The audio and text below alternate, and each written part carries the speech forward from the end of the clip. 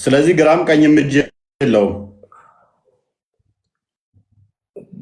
ግራም ቀኝም አይባልም። እሱ እጅ ሁለት እጅ አለው። ሁለቱም እጅ የኛን አይመስልም። ይሄ ከአፈር የተሰራ ወይ ከደምና ከአጥንት የተሰራ አይደለም። የራሱ የሆነ ፓወር መስሪያ አለው ማለት ነው። መስሪያ አለው ማለት ነው። እጅ አለው ማለት እጅ አለው ማለት አይደለም። መስሪያ አለው ፈጣሪ መስሪያ አለው ማለት ነው ዲፊኒሽኑ። ኦኬ እሺ ይሁን። ሳይ ሙስሊም 2788 ኤን አንዴ ክፈተው። ግራና ቀኝ ያላቸው ነገሮች በሙሉ ፍጡር ናቸው። እኔ እስማማለሁ። እሱ ላይ ተስማምተናል። አላህ ግራና ቀኝ እጅ የለውም ብሎናል። ግራና ቀኝ ያላቸው በሙሉ ፍጡራን ናቸው። እኔም እስማማለሁ። 2788 ኤ አለ።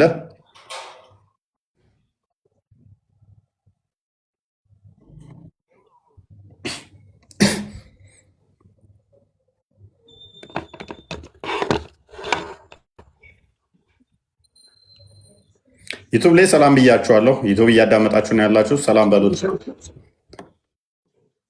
2788 ሙስሊም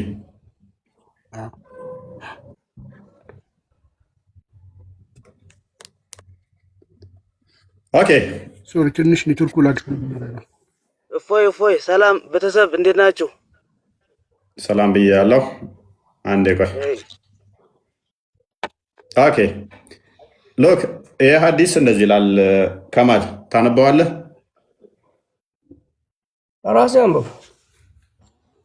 ኦኬ ሳይ ሙስሊም 2788 ኤ ላይ የአላህ መልእክተኛ እንዲህ ብሏል ይላል። ዑመር ነው የተረከው፣ አብደላ ቢን ዑመር፣ የዑመር ልጅ አብደላ እንደተረከው። Allah the exalted and the glorious would fold the heavens on the day of judgment, and then he would place them on his right hand. አላህ የቂያማ ቀን ሰማይን ይጠቀልላታል እናም የቀኝ እጁ ላይ ያስቀምጠዋል። And say, I am the Lord, where are the haughty, and where are the proud today? He would fold the earth, placing it on the left hand, and say, I am the Lord, where are the haughty, and where are the proud today? ከዛ በኋላ ምን ያደርጋል? ምድርን ደግሞ ግራ እጁ ላይ ያደርግና ኃያላኖች የታሉ እያለ ይላል። ኮራተኞቹ የሚኮሩት የታሉ? ትምክተኞቹ የታሉ? ኃያላኖቹ የታሉ? እኔ ነኝ እያለ ይላል። ቀኝ እጁ ላይ ሰማይን፣ ግራ እጁ ላይ ደግሞ ምድርን። ከማል ምን ትላለህ? የሰው አጻጻፍ እኮ ነው ይሄ። ግራና ቀኝ የሚለው የሰው አንደርሳለ ነው። ነብይ ነው የተናገረው። ነብይ መቼም ሰው ነው። ነብይ ደግሞ ከራሱ ይናገራል። ወደ አማርኛ ጀመን አይለ ሁለቱም የፈጣሪ እጅ እኮ የቀኝ እጅ ነው። እሱ ሌላ ሀዲስ ነው። ተጨማሪ ደግሞ የኛው ሀዲስ ላይ ምን ይላል? ሁለቱም የፈጣሪ እጅ ቀኝ እጅ ነው። ቅድም ተስማምተናል። ግራና ቀኝ ካለው ፍጡር ነው ብለህናል። ባልከን መሰረት አላህ ፍጡር ስለሆነ ፍጡር ለምን ታመልካለህ? ይሄን አዲስ ትቀበላለህ ወይስ ይሄን አዲስ ትጠላለህ? አሁን መልስ ልስጥህ። ትጠላለህ። እሺ ሁለቱ የፈጣሪ እጅ ቀኝ ነው ያል ቀኝ ነው። ሁለቱ የፈጣሪ እጅ ቀኝ ነው ማለት ይሄ እንትንን አያሳይም። ይሄ ሀዲስ እኮ አይደለም፣ ሌላ ሀዲስ ነው። እሱ ሌላ ሀዲስ ዳይሬክሽን ለማሳየት ሳይሆን አስጨርሰኛ። ይሄ ዳይሬክሽን ለማሳየት ሳይሆን ሁለት እጅ አለው፣ ሁለቱ እጅ እንትን መስሪያ አለው ማለት ነው እንጂ ያው እጅ የለውም። አዎ እጅ ይሄ አካላዊ እጅ የለውም። አሁን ደግሞ እጅ የለውም ማለት ቅድም እጆች አሉት ብሎን ነበረ። አሁን ደግሞ አካላዊ እጅ የለውም። እጁንም ሸመጠጠው። ቅድም ግራና ቀኝ ያለው ነገር በሙሉ ዳይሬክሽን ዳይሜንሽን፣ ምክንያቱም ካሜራማን መሰለኝ ቃል ምን እየሰራ ነው? አዳር ነው እንዴ? ግራና ቀኝ ያላቸው ነገሮች ወይ ፕሊስ ግራና ቀኝ ያላቸው ነገሮች በሙሉ ፍጡር ናቸው። ተስማምተናል ከከማል ጋር። እዚህ ላይ ከተስማማን በኋላ ሀዲሱ ሲመጣበት ደግሞ ምን አለን? አይ ይሄ ሰው የጻፈው ነው አለ። ነብይን የተናገረው ሲባል ደግሞ ሁለቱም ቀኝ እጅ ነው ያለው አለ። እስቲል ሁለቱንም ቀኝ ካልካሁንም ዳይሬክሽን የተናገርከው ፕላስ ደግሞ አሁንም ድገምህ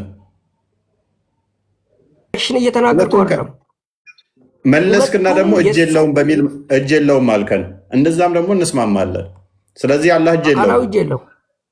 አካላዊ ኦኬ ምን አይነት እጅ ምንኛ እጅ ነው ያለው? ካለ ዲፊኒሽን መስሪያ አለው። መስሪያው ደግሞ ፓወሪውን ኢነርጂውን ምን ይሁን ለኛ አልተገለጸም።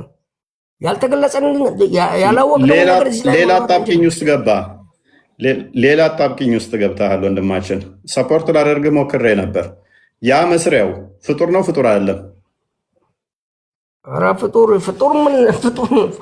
ፍጡሩን የምታመልከው አንተ እኮ ነህ ወንድሜ። መስሪያው ፍጡር ነው ፍጡር አይደለም?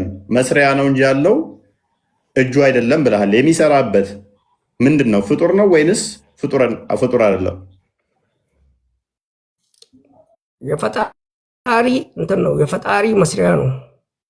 ስለዚህ ፈጣሪ የሚባለው አላህ ሌላ የሚሰራበት ሌላ ነገር ደግሞ ልክ ሰዎች ዶማ እንደሚያስፈልጋቸው የሆነ መቆፈሪያ ወይም መጥረቢያ እንደሚያስፈልጋቸው የሆነ ነገር እንደመቁረጫ አላህ ራሱ ደግሞ ሌላ አካል ይፈልጋል ማለት ነው፣ የሆነ ነገር የሚያደርግበት። ዳስ ወንደርፉል አይደለም። ተስማምቶኛል። እኔ እንደዚህ አይነት አስተምሮ አዳምጠኝ። የአላህ አካል ድምፅ ይሁን ንፋስ ይሁን ምን ይሁን ለእኛ ግልጽ አይደለም፣ ግን የእኛ አይነት አካል አይደለም። ይሄም ማወቅ አለብህ። ግራና ቀኝ የሚባል እዚህ ላይ ግራ ቀኝ የሚባል ያለ አካል ድምፅ ይሁን ንፋስ ይሁን ምን ይሁን ግልጽ አይደለም፣ አናውቀውም ነው ያልከው? አዎ በቁርአን አልተገለጸም። ስለዚህ ድምፅ አሁን የምንሰማው ድምፅ አላህ ሊሆን ይችላል፣ የሚያልፈው ንፋስ አላህ ሊሆን ይችላል እያልከኝ ነው? ለምን? ምክንያቱም ያለ አካል ንፋስ ይሁን ድምፅ ይሁን ብርሃን ይሁን አናውቀውም ካልክ ንፋሱ አላህ ሊሆን ይችላል ማለት ነው። በዲፎልት አታውቀውማ። ለምን? አናውቅም አልከኝ እኮ። ያለ አካል ድምፅ ይሁን ንፋስ ይሁን አናውቅም አልከኝ። እኔ አላውቀውም። በቁርአን አልተገለጸም። በመጽሐፍ ቅዱስ ከተገለጸ አንተ ንገረን። አሁን ለምሳሌ አንተ አካል ስጋና ደም ነው። ስጋ ደም አጥንት ነው አይደለም? ያንተ አካል የፈጣሪ አካል ምን እንደሆነ ኖ የኔማ ማንንም አይመስልም በምንም አይመሳሰልም ብዬ ማምን ስለሆነ አምላኬን የመንፈስ ነው። ያንተን ራስን ቻልና እዛው መልስ። ስለዚህ አምላክ ንፋስ ከሆነ በደንብ አስተውል ከማል። እንደ ንፋስ ከሆነ ቤት ውስጥ ያለ ንፋስ እንኳን አንድ ተብሎ አይቆጠርም። እንዴት ብለህ ነው አንድ ብለህ ልቆጥረው የቻልከው? ካለ ንፋስ ከሆነ አምላክ ብርሃን ከሆነ ይሄንን ብርሃን ላይ አንዴ ይሄ ብርሃን የሚታየው ብርሃን እንኳን አንድ ሁለት ተብሎ አይቆጠርም። እንዴት ብለህ ነው የቆጠርከው? ካዳላህን ቁጥር ለአንተ ነው የምሰራው አልኩ እኮ በመጀመሪያ። ቁጥር ዳይሬክሽን፣ ፕሌስ፣ ታይም ለአንተ ነው የምሰራው። በእናትህ ለፈጣሪ አይሰራም። እናመሰግናለን። አትሳሳት። እኔም አምናለሁ እንደዛ። ፈጣሪ በባህሪ 1 2 3 4 ተብሎ ይቆጠራል ብዬ አላምንም። እኔ ቁጥር ራሱ የሚሰራው ለፍጡራን ስለሆነ ፈጣሪ 1 ነው 2 ነው እያልክ አንተ እንደምትቆጠረው እሱን ከቆጠርከው አመሳስልሃል። አንተው ምን ብለሃል? ለፍጡር ነው የሚሰራው ቁጥር ብለሃል። እሺ ለፍጡር ከሆነ የሚሰራው ቅድም ካዳ ለምን አመሳስለህ አንተ ምን አልከኝ? አላህ ከአርሽ በላይ ነው ብለህ የለ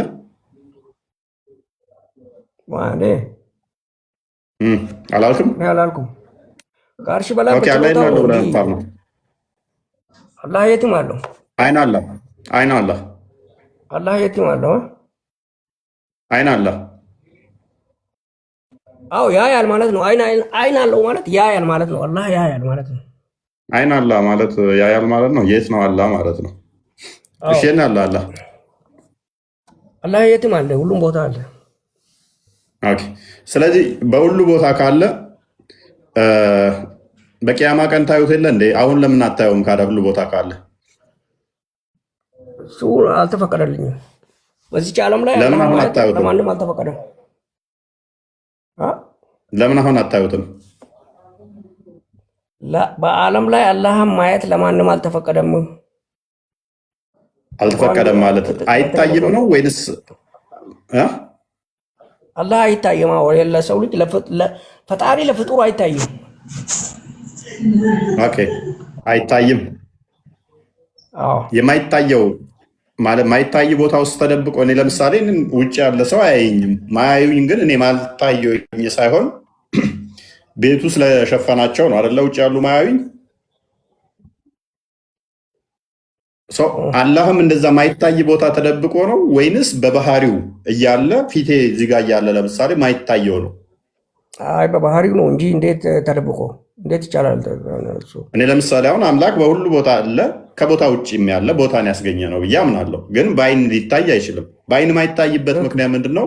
አይንህ የሚያየው አይን ለማየት ምን ይፈልጋል? ብርሃን ይፈልጋል አይደለም? አንተ የምታየኝ እኔን ብርሃኑ መጥቶ እዚህ ላይ አርፎ ተንጸባርቆ ሲመለስ ነው። ከዛ የአንተ አይን ደግሞ ያንን የተገደበ መጠን ብርሃን አይኖችህ ወስደው ሲያዩት ነው። ፈጣሪ ደግሞ ግዙፍ ግዑዝ አካል ስለሌለው ብርሃን መጥቶ እሱ ላይ አንጸባርቆበት ብርሃኑ ተመልሶ የሚታይ አይደለም። ምክንያቱም ግዙፍ ስላልሆነ ብርሃን እሱን የሚያንጸባርቅበት ስላልሆነ አይታይም። መንፈስ ነው ብዬ አምናለሁ። መንፈስ ስለሆነ ደግሞ ከዚህ እስከዚህ ቁመቱ ወርዱ ምናምን ተብሎ አይባልም። በሰማይም በምድርም ከምድር በታችም ከሰማይ በላይም እርሱ የሚያዋስነው የሚያካልለው የሚያካብበው ስለሌለ አይናችን የምታየው ማካበብ የምችለውን ነገር ነው። እሱ ደግሞ ሊካበብ አይችልም፣ ሊወሰንም አይችልም። ግዙፍ አካልም የለውም። ለዛ አይታይም ብዬ አምናለሁ እኔ። አንተ ግን አላህ መንፈስ ነው ብለህ አታምንም። መንፈስ ነው ብለህ ሳታምን ደግሞ በቂያማ ቀን የሚታይ ከሆነ አሁን አይታይም፣ በሁሉ ቦታ ነው ያለው እንዴት ትለናለህ?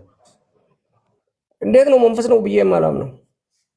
ታምናለህ? አላህ መንፈስ ነው ብለህ ታምናለህ? እኛ እግዚአብሔር መንፈስ ነው ብለን እናምናለን። አንተ ታምናለህ?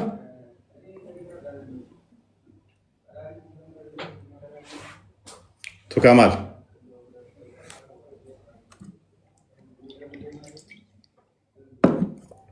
የኔ ነው የማይሰማው? በደንብ ይሰማል። ኧረ ያንተ በደንብ ይሰማል። አይ ቲንክ በአቅጣጫ ከተቀመጠ ፍጡር ነው ብለዋል አይደል? ቦስ እንደዛ ሲል የሰማው መሰለኝ። አንድ ቪዲዮ ባሰማው ይዘጋብራል። አርሽ በላይ ነው ብለው ያስቀመጡትን አንፈልግም። ቪዲዮ ከአርሽ በላይ ነው ቢል ምን ራሱ እኮ አላምንም ማለት ከአርሽ በላይ ነው ያስቀመጡት አላምንም አለ እሱ። ከአርሽ በላይ ነው የሚሉትን አላምንም አለ እኮ። ሞዱን ቢላ መካን ነው ቢንት የደሴዋ ዩዘር እንኳን ደህና መጣ።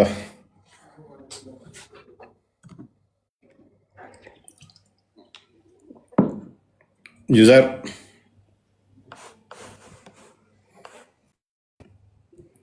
ዩዘር መርሳ ቢንት ፈኪት በደንብ አስተውሉ።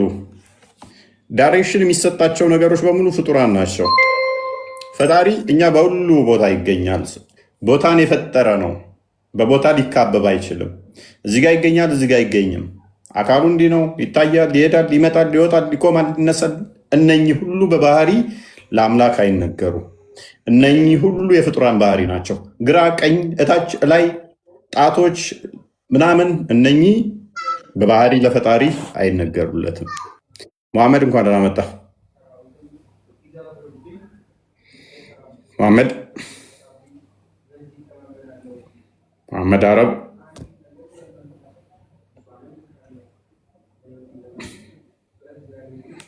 ኦኬ። ስለዚህ እነኚህ ሁሉ ካመሳሰላችሁ በኋላ ፈጣሪን አምሳያ የለውም ማለት በራሱ ስህተት ነው ውዶቼ።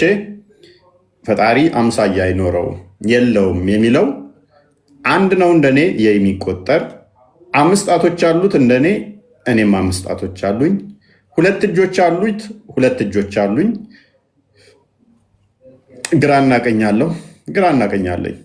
እነኚህ ሁሉ አመሳስላችሁ ስታበቁ ኖ አምሳያ የለው ማንም ይመስለው የለም እንዴት ልትሉ ትችላላችሁ? ምክንያቱም ያመሳሰላችሁት ራሳችሁ ስለሆናችሁ። በሁሉ ቦታ መገኘት አይችልም በዛቱ። እኔም በሁሉ ቦታ መገኘት አልችልም። ቤት ውስጥ ካለው ውጭ መኖር አልችልም። ማወቅ ከሆነ የተለያዩ መሳሪያዎችን ተጠቅሜ ላውቅ እችላለሁ። ለምሳሌ እኔ እዚህ ቁጭ ብዬ ቃል ቤት ውስጥ ምን እንዳለ እያየው ነው። ማወቅ ብቻ ሳይሆን እያየውም ጭምር ነው። ካወራም ልሰማው እችላለሁ።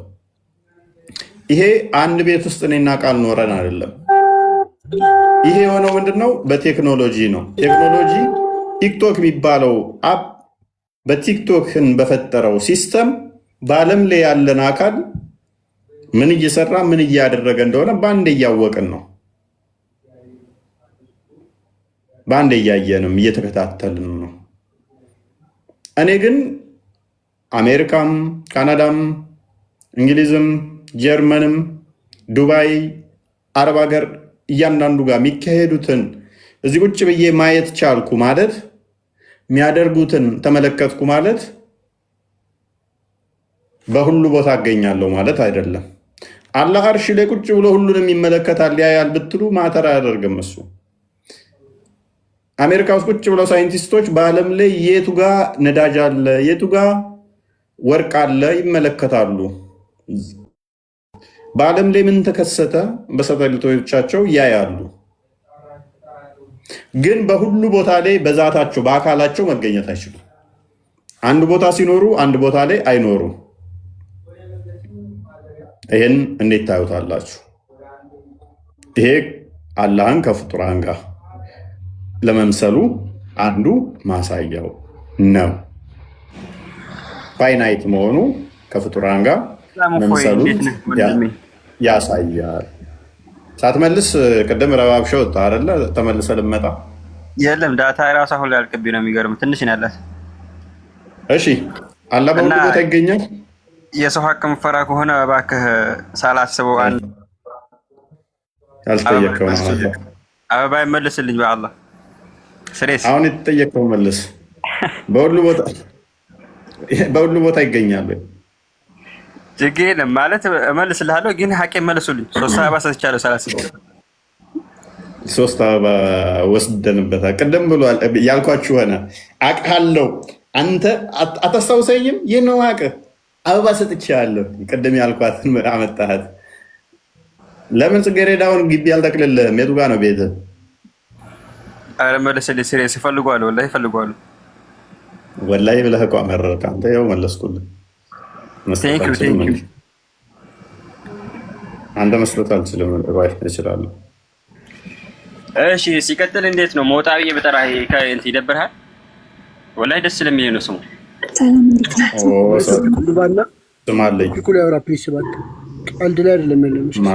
ያው አበባ መልሼያለሁ። ይኸውልህ 3 ነው የሰጠኸኝ፣ 10 ሰጥቼሃለሁ። ምን ታደርጋለህ? ቀስ እያልክ እየመነዘርክ ተጠቀም።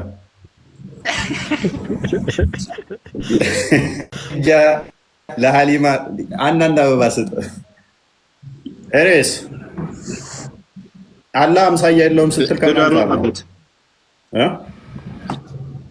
ትዳሩጣበት አልኩ። አሁን ማስተካከል ይችላል። 10 ሴቶች ኢነላህ አላ ኩሊ ሸይ ቀዲር ነው የሚለው ቁርአኑ ራሱ። አላህ በሁሉ ነገር ቻይ ነው፣ ሁሉ ነገር ፈጣሪ፣ ሁሉ ነገር ያስገኘ አንድ አላህ ነው። በሁሉ ቦታ መገኘት ይችላል አላህ በዛቱ።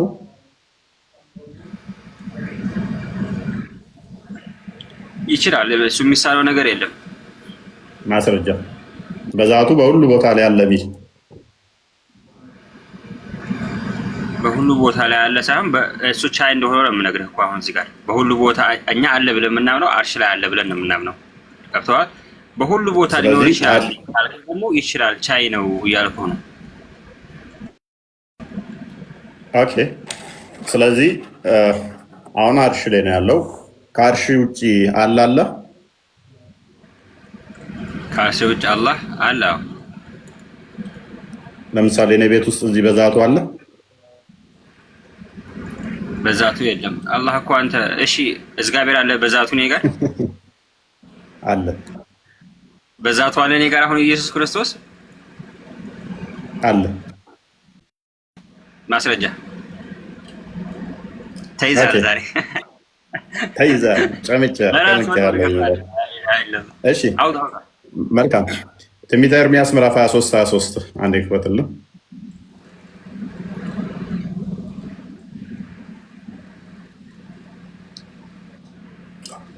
ለዚህ ነው እኛ አምሳያ የለውም ፈጣሪ ስንል ለዚህ ነው። ምንም ነገር እንደ ፍጡር እዚህ ጋር ብቻ አለ እዛ ጋር የለም ተብሎ ሊነገር አይችልም። 23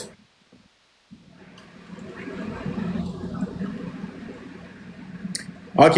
ሩቅ ሆኖ ተንጠልጥሎ ያለ አምላክ አይደለም። ያለ አምላካችን ቅርብ ነው። እኔ ቅርብ አምላክ ነኝ እንጂ ሩቅ አይደለም።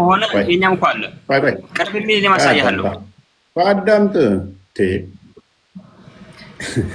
እኛ አሁን ያልኩት በዛቱ ያልኩት በእናትህ እንዴ ዋብያው ላምቦ እንግባባ ዋብያው ገና አላነበብኩትም። ቅርብ የምትል ከሆነ ቅርብ ምን እኔም ነው በዛቱ አለ የምትለውን እኮ ላምብበዋ ቅድሚያ ቆይ እንዴ ሚታርግ ዋብያው ሚታርግ ያረብሽ። ኦኬ እኔ ቅርብ አምላክ ነኝ እንጂ ሩቅ አምላክ አይደለሁም ይላል እግዚአብሔር። ሰው በስውር ቦታ ቢሸሸግ ምን ቦታ በስውር ቦታ ቢሸሸግ የተደበቀ ቦታ ጋር ቢገባ እኔ አላየውምን? ሰማይና ምድርንስ ምን ያልኩ የሞላሁ እኔ አይደለሁምን ይላል እግዚአብሔር። ስለዚህ ሰማይ ምድርን የሞላ ነው እርሱ። የሆነ ቦታ ጎሎ የሌለ የሆነ ቦታ ላይ ያለ አይደለም፣ በሁሉ ያለ ነው። የትም ቦታ ጎሬ ውስጥ ብገባ ልትሸሸገው አትችልም፣ እርሱ በዛ አለ። አንዴ መዝሙረ ዳዊት ምዕራፍ 139 ቁጥር 6 እንክፈተው።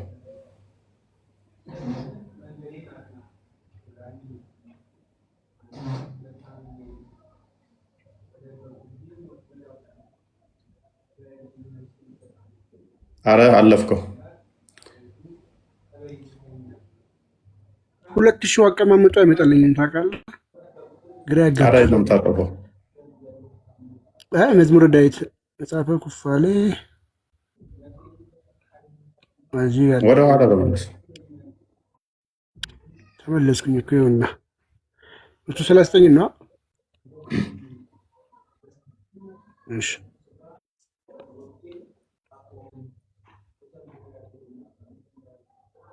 በሰማይ በወጣ አንተ አለ በምድር በወርድ አንተ አለ የሚለው ነው። እሺ እግዚአብሔር አንተ አምላካችን ነህ። ከፍ አድርግ ከቁጥር 7 ጀምሮ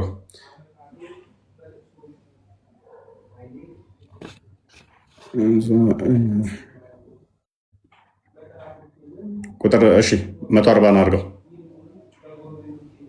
140 ነው 138 ምን አይነት ሰው ነው? ኔክስት ማለት አትችልም አይልም። አፕሊኬሽኑ ስለማይልም ነው። አዛን እዚህኛው አፕሊኬሽኑ አይልም ቦስ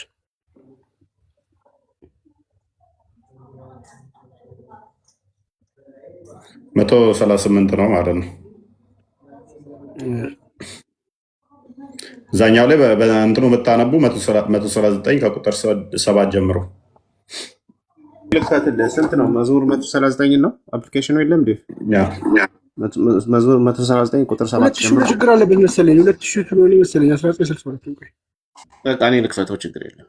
አንተ ራስን መጽሐፍ ቅዱስ አንብብ። አንተ እያነበብክ አይደለም ማለት ነው። መክፈቱም አልችልም። ይኸው እዚህ በላይ ምን ላድርግ ቦስ? አፖዛ ያስቸግራል። እሱ እሺ ከቁጥር 8 አድርገው 6 ወይ 7 ያው 6 ከእውቀት ኦኬ። ከመንፈስህ ወዴት ሄዳለሁ? እግዚአብሔር መንፈስ ነው። ዮሐንስ ወንጌል ምዕራፍ ሜታርክ እግዚአብሔር መንፈስ እንደሆነ ዮሐንስ ወንጌል ምዕራፍ 4 ቁጥር 24 ላይ ይናገራል። እግዚአብሔር መንፈስ ነው። ከመንፈስህ ወዴት ሄዳለሁ አለ። ከፊትህስ ወዴት እሸሻለሁ አለ። የትም መሸሽ አይቻልም፣ ወዴትም መመለጥ አይቻልም። ወደ ሰማይ በወጣ አንተ በዚያ ነህ፣ ወደ ሲኦልም በወርድ በዚያ አለ።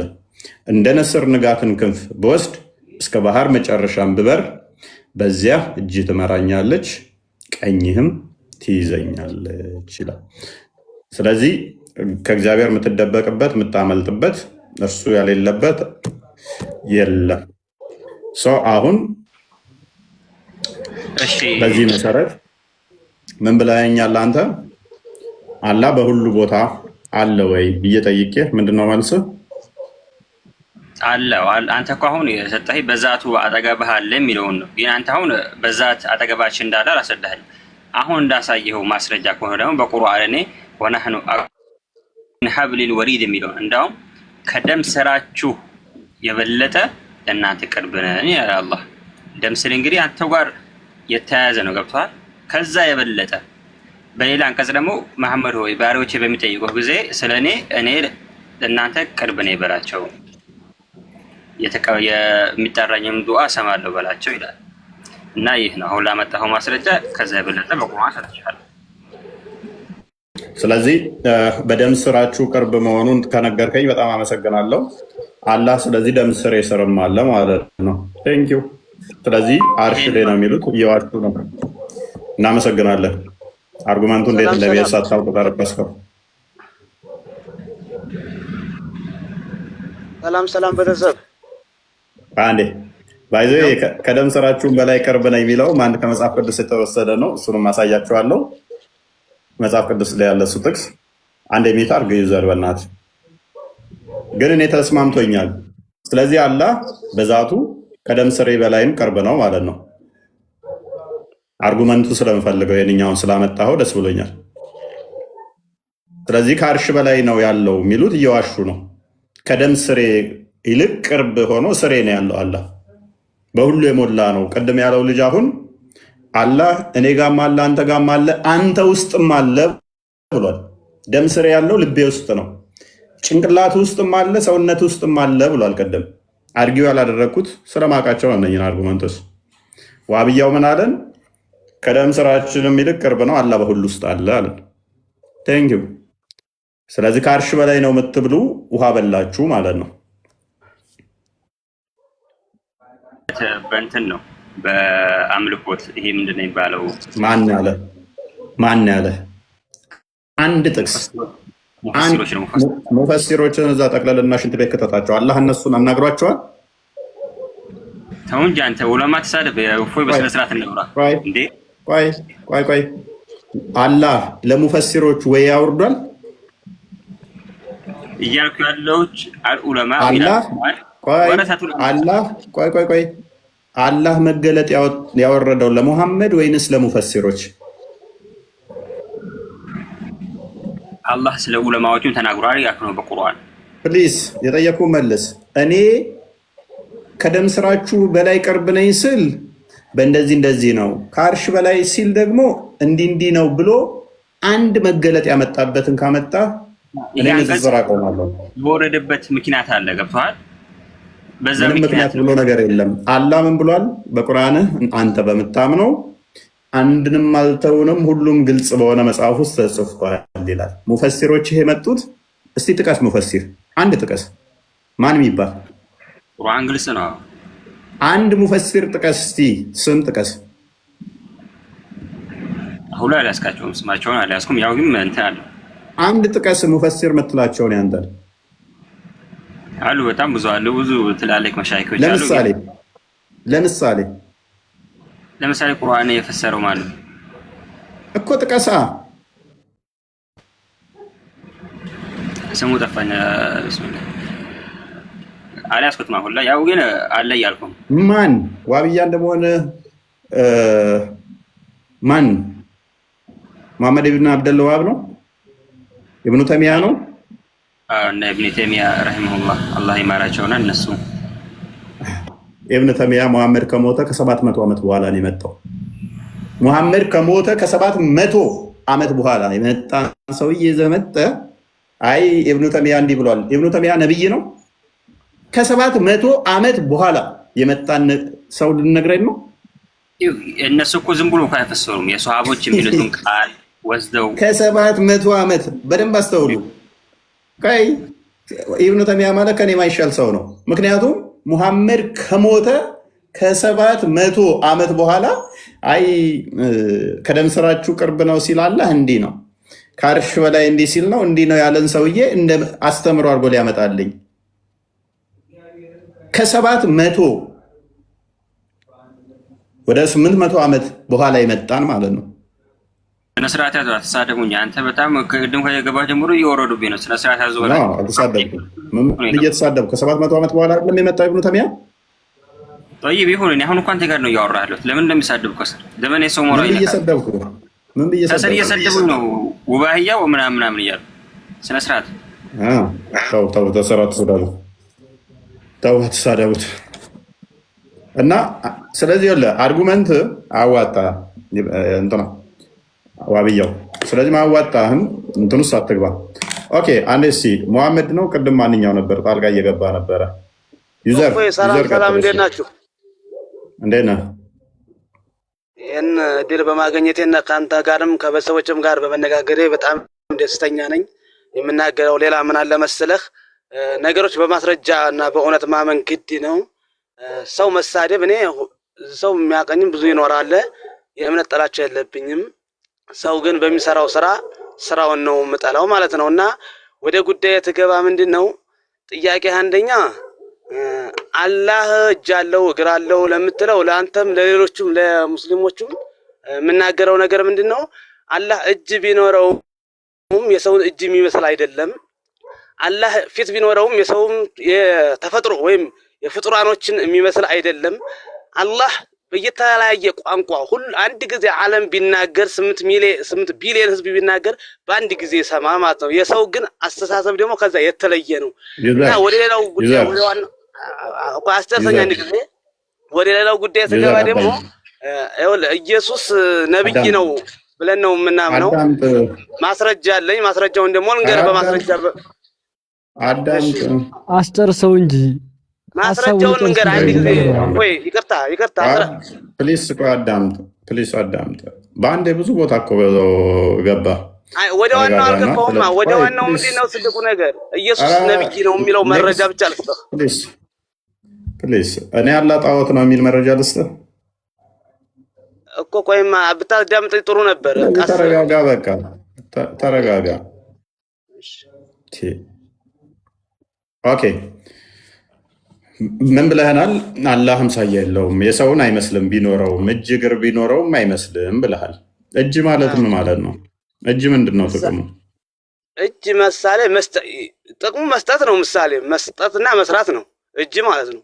ግን አላህ ደግሞ ከዚህ የተለየ ነው። እጅ ማለት እንደ ሰው እጅ ወይም እንደ ፍጡራን እጅ አይደለም እኮ። ምንድን ነው የአላህ እጅ ጥቅሙ?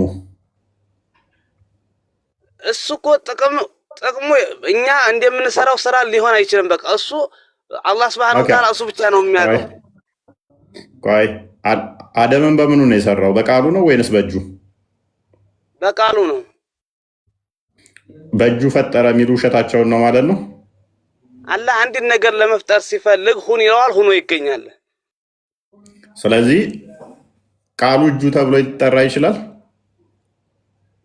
ቃሉ እጁ አይደለም። እሱ አላህ እጅ አለ ካለ እጅ አለው። ግን ማወቅ ያለብን ትልቁ ትኩረት የአላህ እጅ የፍጡራን እጅ አይመስልም ነው። ቆይ እኔ የኔና አንተም እጅ ብናስተያየው አይመሳሰልም። አላህ አደምን በቃሉ ነው የፈጠረው ወይንስ በእጁ? ወይንስ ቃሉ እጅ ተብሎ ይጠራል? አላህ በሸው መስራት ይችላል ማለት ሁን ካለ ይሆናል። እኔ አይችልም አልወጣኝም። ስለዚህ አላህ እጅ አለው ብለህ ነው የምታምነው? የለውም ብለህ ላቅልልህ። አለው፣ ግን የማንንም እጅ የማይመስል እጅ ነው ያለው። መልካም። እጅ ማለት ምን ማለት ነው? እጅ እኛ ፍጡራን የምንሰራበት ወይም የምንጠቀምበት። ያላህን የጠየቁ እጅ አለው እንጂ ምን አይነት እጅ እንደሆነ አላህ እሱ ብቻ ነው የሚያውቀው። ፍጡራን ማወቅ አይችልም። መክሉቃት እኔ ምን አይነት እጅ ነው ያለው አልጠየቅኩህም። ቀይ ነው፣ ጥቁር ነው፣ ወፍራም ነው፣ ቀጭን ነው ብዬ አልጠየቅኩህም። እጅ ማለት ምን ማለት ነው ብዬ ነው የጠየቅኩህ። እኔ ደግሞ የምልህ እንደኛ እጅ አይደለም፣ የአላህ እጅ የተለየ ነው። እሺ እኔ እንደማን አይነት እጅ ነው ያለው አላህ ብዬም አልጠየቅኩህም። አላህ እጅ አለው አልከኝ። እጅ አለው ስትል እጅ ማለት ምን ማለት ነው ውዬ ያልኩህ ነው። እጅ እንደኛ እኔ ደግሞ የምልህ እንደኛ ያለ እጅ አይደለም። የእኛን አይነት ብዬ አልጠየቅኩህም። የአላህ እጅ የእኛን ይመስላል አይመስልም ብዬ አልጠየቅኩህም። ለአላህ እጅ አለው ስትል እጅ ማለት ምን ማለት ነው ብዬ ነው የጠየቅኩህ። እሺ አሁን እሺ፣ በዚህ ካልተግባባን ወደ ጉዳዩ ትንገባል። ኢየሱስ ነብይ ነው በሚለው እንግባባለን። እጅ አለው ስትል አላህን ምን እያልክ ነው? አስረዳኝ። አላህ እጅ አለው ብዬ ካመንኩኝ የሚሰጥበት እጅ አለው፣ ግን እንደኛ ያለ እጅ አይደለም እያልኩ ነው። እኔ እንደኛ እንደነሱ ለምን ትላለህ? እጅን ድፋይን አድርገው አብራራልኝ። እጅ ማለት እንደኛ ካልሆነ የኔ እጅ አሁን ትከሻዬ ላይ የተገጠመ 5 ጣት ያለው መዳፍ ያለው ምሰራበት ምሰጥበት ነው። ሚይዝበት ምጨብጥበት ማነሳበት ነው።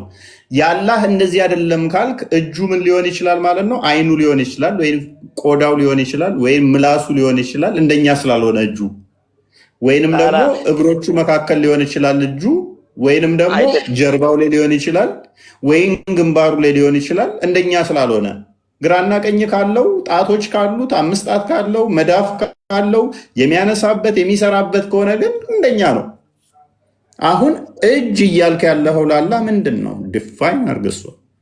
ይህ እጅ የሚባለው የአላህ እጅ የሚባለው ብቻ እኛ አሚሮ የማናቀው ወይም ከመክሉቅ እንኳን እኛ አይደለንም ኢየሱስ እንኳን ስለዚህ ማታቀው ነገር ነው። ስለዚህ አላህ እጅ አለው ብለህ የምታመልከው ስለዚህ ከአላህ እኩል የሆነ ግዑዝ ነገርም ሊሆን ይችላል እጅ የሚባል ማለት ነው።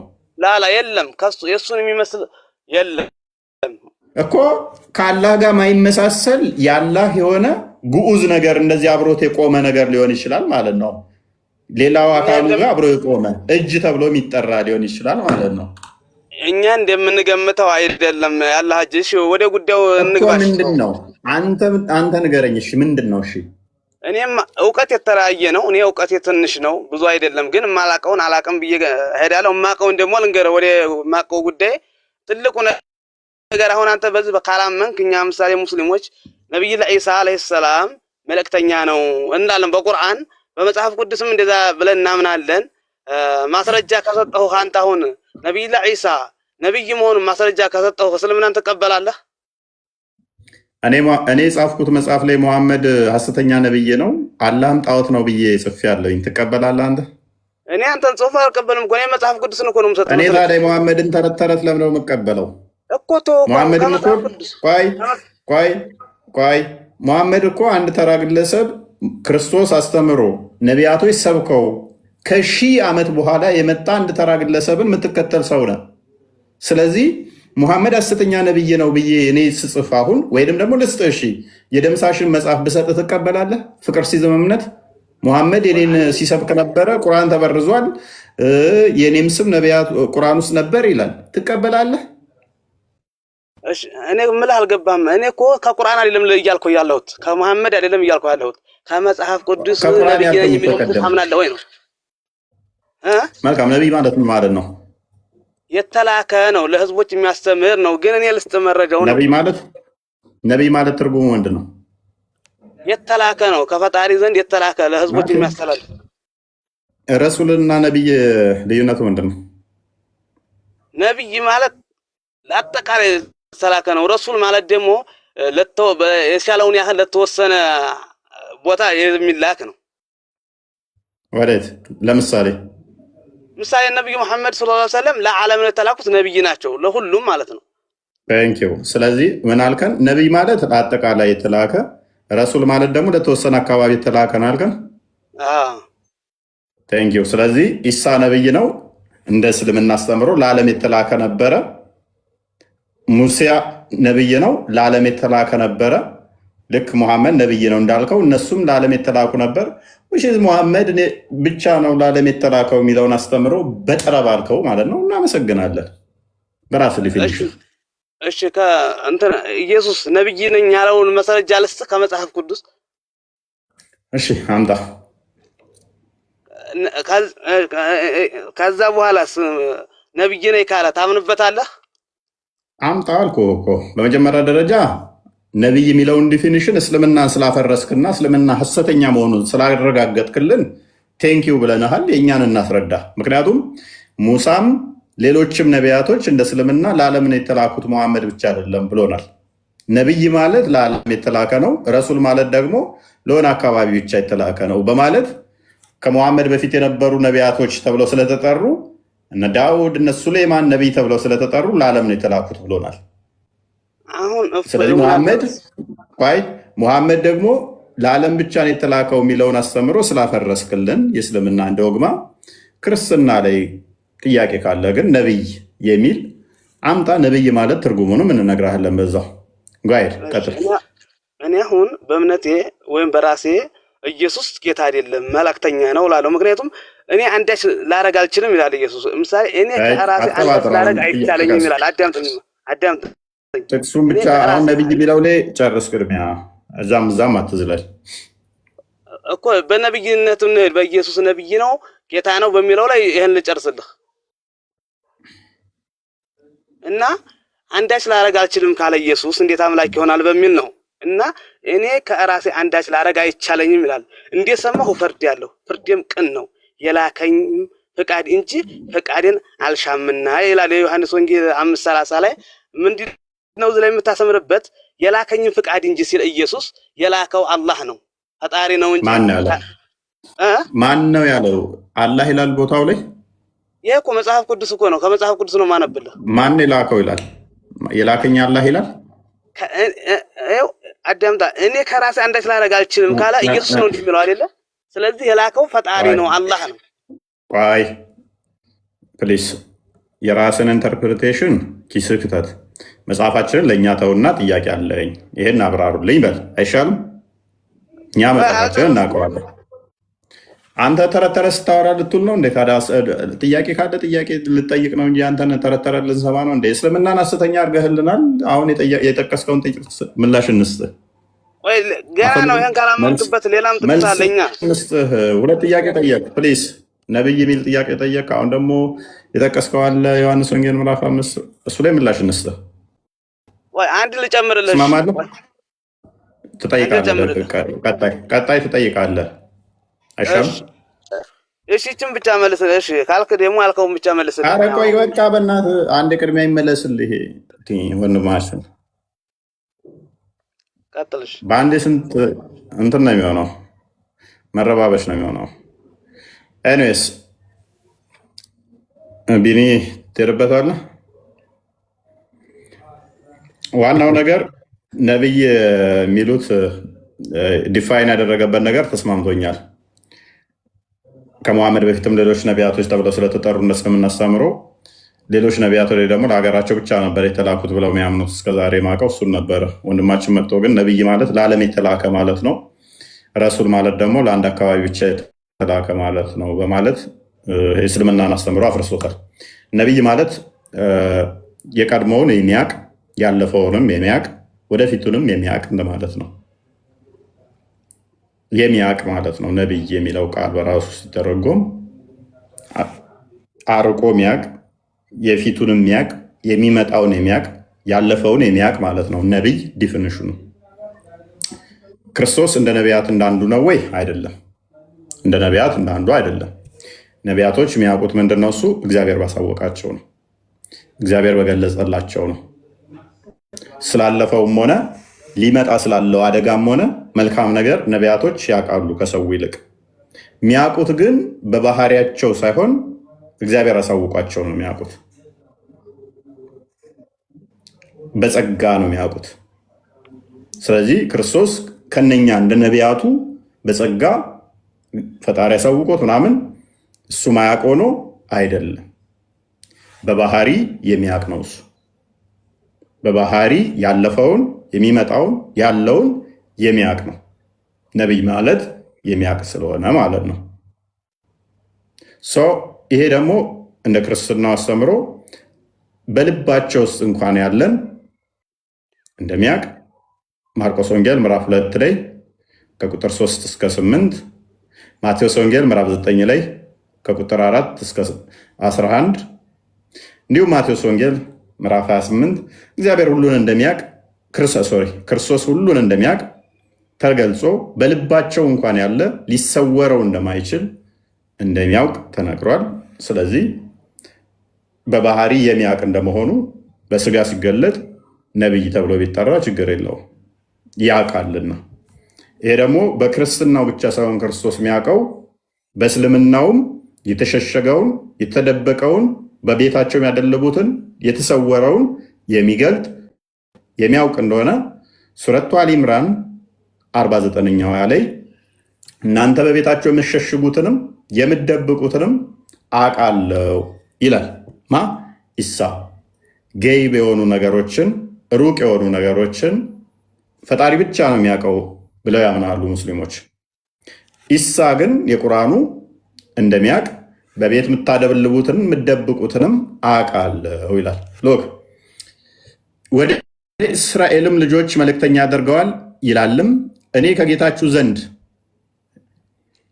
በተአምራት ወደ እናንተ መጣው። እኔ ለእናንተ ከጭቃ ወፍ ቅርጽ እፈጥራለሁ። ቅርጽ መስራት በእስልምና ክልክል ነው። ምስል መስራት መላእክት ምስል ያለበት ስለማይገቡ ኢሳ በጭቃ ምስል ቅርጽ ሰራ።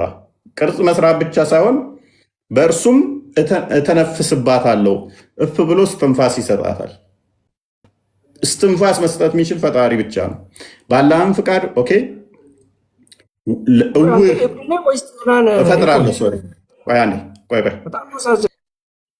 እኔ ለእናንተ እንደ ወፍ ቅርጽ እፈጥራለሁ።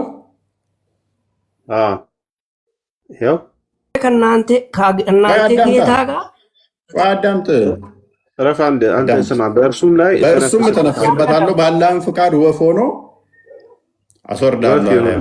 ወፍ ሆኖ አስወርደኝ በቃ ወፍ ይሆናል እና በአላህ ፈቃድም እውር ሆኖ የተወለደውንም ለምጸኛውንም አድናለሁ፣ ሙታንንም አስነሳለሁ፣ የምትበሉትንና ያው በቤታችሁ የምትደብቁትን ሁሉ እነግራችኋለሁ። ይታያል። ያ ስለዚህ ጌይብ የሆኑ ነገሮች ሩቅ የሆኑ ነገሮችን እንኳን የሚያውቅ እንደሆነ ይናገራል። ከዚህ አንጻር ይሄንን ደግሞ በባህሪ የሚያውቅ እንደመሆኑ ነብይ ቢባል ችግር የለውም። ከነቢያት እንዳንዱ ግን በጸጋ የሚያውቅ አይደለም። ነብይ ማለት ወደፊቱን የሚያውቅ ያለፈውን የሚያውቅ አሁን ያለውን የሚያውቅ ማለት ነው። ነቢያቶች ግን ይህንን ወደፊት ሊመጣ ያለውን ከሰው ተለይተው ሲያውቁ በራሳቸው የሚያውቁ ሆነው ሳይሆን ፈጣሪ ያሳውቆላቸው ነው። ክርስቶስ ደግሞ በባህሪው የሚያውቅ ነው፣ ሁሉን የሚያውቅ ነው። አንብበው ይህን አንብበውና እንዴ ኢየሱስም ወደ ፊልጶስ ቄሳሪያ አገር በደረሰ ጊዜ ደቀ መዛሙርቱም ሰዎች የሰው ልጅ ማን እንደሆነ ይሉታል ብሎ ጠየቃቸው። እነርሱም አንዳንዱ መጥምቁ ዮሐንስ፣ ሌሎች ደግሞ ኤልያስ፣ ሌሎች ደግሞ ኤርሚያስ ወይንም ከነቢያት እንዳንዱ ይታያል ከነቢያት እንዳንዱ ነው ይላሉ አሉት። እርሱ እናንተስ ማን እንደሆንኩ ትላላችሁ ብሎ መለሰላቸው። ሐዋርያት ደግሞ ምን ብሎ መለሱ? ስምዖን ጴጥሮስም መልሶ አንተ ክርስቶስ የሕያው የእግዚአብሔር ልጅ ነህ አለው። ኢየሱስም መልሶ እንዲህ አለ፣ የዮና ልጅ ስምዖን ወይ በሰማይ ያለው አባቴ እንጂ ሥጋና ደም ይህንን አልገለጠልህምና ብፁዕ ነህ። እኔም እልሃለሁ አንተ ጴጥሮስ ነህ፣ በዚህች ዓለት ላይ ቤተክርስቲያንን እሰራለሁ፣ የገሃነም ደጆችም አይችሏትም እያለ ይቀጥላል። ስለዚህ ከነቢያት እንደ አንዱ ብለው ሌሎቹ ውጭ ላይ ያሉት ለምሳሌ መሐመድ ክርስቶስን የማያውቁት ከሩቅ ያሉት ከነቢያት እንደ አንዱ ብለው ተናገረ። ክርስቶስ ግን እሱን የሚያውቁትን ነቢያትን ጠየቃቸው። እናንተስ እኔ ማን እንደሆንኩ ትላላችሁ አለ። ውጭ እንዳሉት እንደ ሌሎቹ ከነቢያት እንዳሉት ነው የምትሉኝ? ኤልያስ ነው የምትሉኝ? ኤርሚያስ ነው የምትሉኝ ብሎ ሲጠይቃቸው ጴጥሮስ ምን ብሎ መለሰል? አንተ ክርስቶስ የሕያው የእግዚአብሔር ልጅ ነህ። ስለዚህ ኢየሱስ ክርስቶስ የሕያው የእግዚአብሔር ልጅ ነው፣ ከነቢያት እንደ አንዱ አይደለም። ይሄ የሕያው የእግዚአብሔር ልጅ ደግሞ ምንድን ነው? ዓለማትን የፈጠረ ዓለማት የተገኙበት ፈጣሪ ነው ብሎ እየመሰከረ ነው ማለት ነው። ለዚህ ደግሞ ዕብራውያን 1 ልክፈትላችሁና ከዛ በኋላ ወደ እፎይ እንሄዳለን። ችግር የለውም። ወይም ቅድም የጠየቀውም ጥያቄ ስላለ እሱን እንመልሳለን። ዕብራውያን 1 ላይ ዓለማትን በማን የፈጠረው የሚለውን እንየው። ይኸው እግዚአብሔር ከጥንት ጀምሮ እግዚአብሔር በብዙ አይነትና በብዙ ጎዳና ለአባቶቻችን ለነቢያት ተናግሮ ሁሉን ወራሽ ባደረገው ደግሞ ዓለማትን በፈጠረበት በማን በልጁ። አየህ፣ ኢየሱስ ዓለም የተፈጠረበት ልጁ ነው። በዚህ ዘመን በመጨረሻው ለእኛ ተናገረን። እርሱ አለ ማን? ክርስቶስ የክብሩ ነጸብራቅና የባህሪው ምሳሌ ሆኖ ሁሉን ሁሉን በስልጣኑ ቃል እየደገፈ ኃጢአታችንን በራሱ ካነጻ በኋላ በሰማይ በግርማው ቀኝ ተቀመጠ ይላል። ኃጢአታችንን በራሱ ካነጻ በኋላ ማለት ነው። ለሁለተኛም ጥያቄ መልስ ነው የሚሆንልህ። ስለዚህ ኢየሱስ ክርስቶስ ከነቢያት እንደ አንዱ አይደለም። አስቀድሞ እግዚአብሔር በነቢያት ተናግሮ መጨረሻ ደግሞ በማን ተናገረን? በልጁ ይላል ማለት ነው። ዓለማትን በፈጠረበት በልጁ።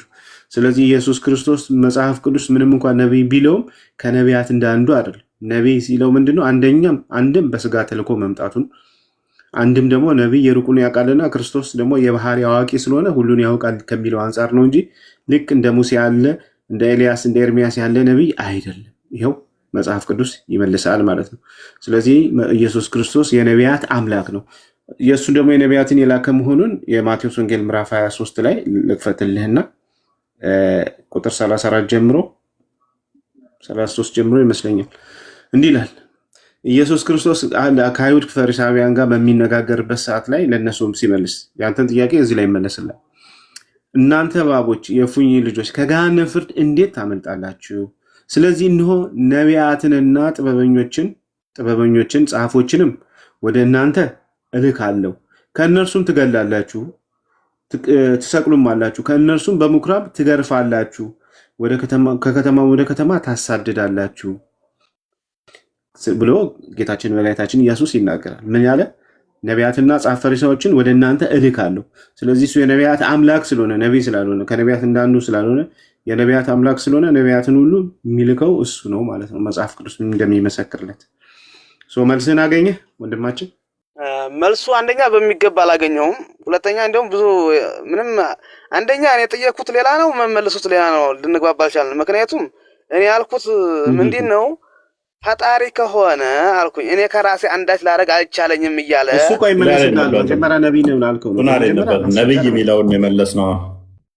ኦኬ እሱ መሄድ ትችላላችሁ። እሱ የተለያየ እውቀት ስለሆነ እኔ እውቀቴ ብዙ ስላላደለ የምችለውን ነው የምመልሰው። ገባህ? አይ እሱ ሳይሆን ነቢይ የሚለው እኛ ጋር ምን ብለን አስረዳንህ? ነቢይ ማለት የወደፊቱን የሚያውቅ ያለፈው የሚያውቅ ያለው የሚያውቅ ነው። ከዛ አንጻር ነቢያቶች የሚያውቁት ምን አለ? ነቢያቶች ሌሎቹ የሚያውቁት ፈጣሪ እንዲያውቁ አድርጓቸው ነው። ኢየሱስ ግን በባህሪ የሚያውቅ ነው። ከዚህ አንጻር ነቢይ ብትለው ችግር የለም በባህሪ ስለሚያውቅ ብለን አለ። ነቢያቶችንም ደግሞ የላከው እሱ እንደሆነ ማሳያው እንትና። ስለዚህ ነቢይ ማለት የሚያውቅ ማለት ነው።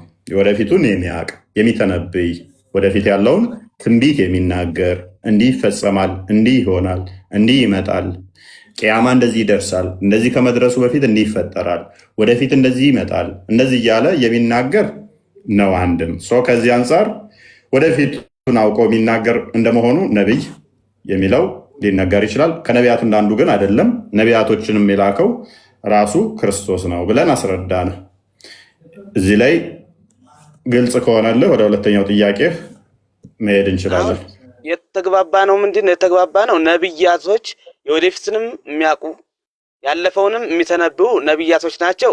ይሄ ተስማምቻለሁ። እኔም ይህን አውቃለሁኝ። ይሄ ነቢያቶች ባህሪ ስለሆነ ከነቢያቶች አንዱ አይደለም ለምትለው አልስማማም። ምክንያቱ ደግሞ በብዙ ቦታ እሱ ነቢይ ነኝ እንጂ አምላክ አላለም። ምሳሌ አምላኬ ይቷል። ፕሊዝ ቶፒክ አደበላልቅ። ነቢያቶችን ራሱን የላካቸው አይደለ? እሱማ ፍጡር ሆኖ እንደ መላክ ይችላል። እሱ እኮ እንደ አንድ ነቢይ መሆኑ ነው። ቴንክ ዩ። ፍጡር ከሆነ ነቢያቶችን መላክ አይችልም። አይችልም። እሱ ላይ ያዘልኝ። ቴንክ ዩ ደን ውጪዝ በራስ አንደበት በራስ ምላስ ኢየሱስ አምላክ መሆኑን መሰከርክ ማለት ነው። ምክንያቱም ነቢያቶችን የላኩት እኔ ነኝ ስላለ ፍጡር ሆኖ ነቢያትን መላክ አይችልም ማለት። ክርስቶስ ደግሞ ምን አለ?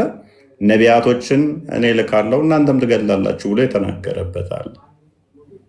እሱም አምላክ ሆኖ በነበር አምላኬ ለምን ሌላ አርጉመንት ውስጥ አትግባ። ያነስ ፕሊስ እዛ ምን መልስልሃለን? አትሩጣ። አሁን እኮ ራስ ባመጣኸው ሎጂክ ነቢያትን መላክ የሚችል አምላክ ብቻ ነው፣ አምላክ እንጂ ፍጡር አይልክም አልክ። ስለዚህ ክርስቶስ ነቢያትን እንደሚልክ ስለተናገረ ስለዚህ አምላክ ነው በአንተው ሎጂክ መሰረት። እኔ አምላክ ነው የሚል ቀደም እኮ አሳየነ ዩዘር ፎሎ አፕ ስላላደረክ እንጂ እኔን ማን ትላላችሁ? ሰዎችስ ማን ይላሉ? ማን ይብሉ ብሎ በጠየቃቸው ሰዓት አንዳንዶቹ ኤልያስ፣ አንዳንዶቹ ኤርሚያስ፣ አንዳንዶቹ ከነቢያት አንዱ ነህ ይሉሃል አሉት። ይህን አልተቀበለም። ከነቢይ አንዱ ነኝ አላለም።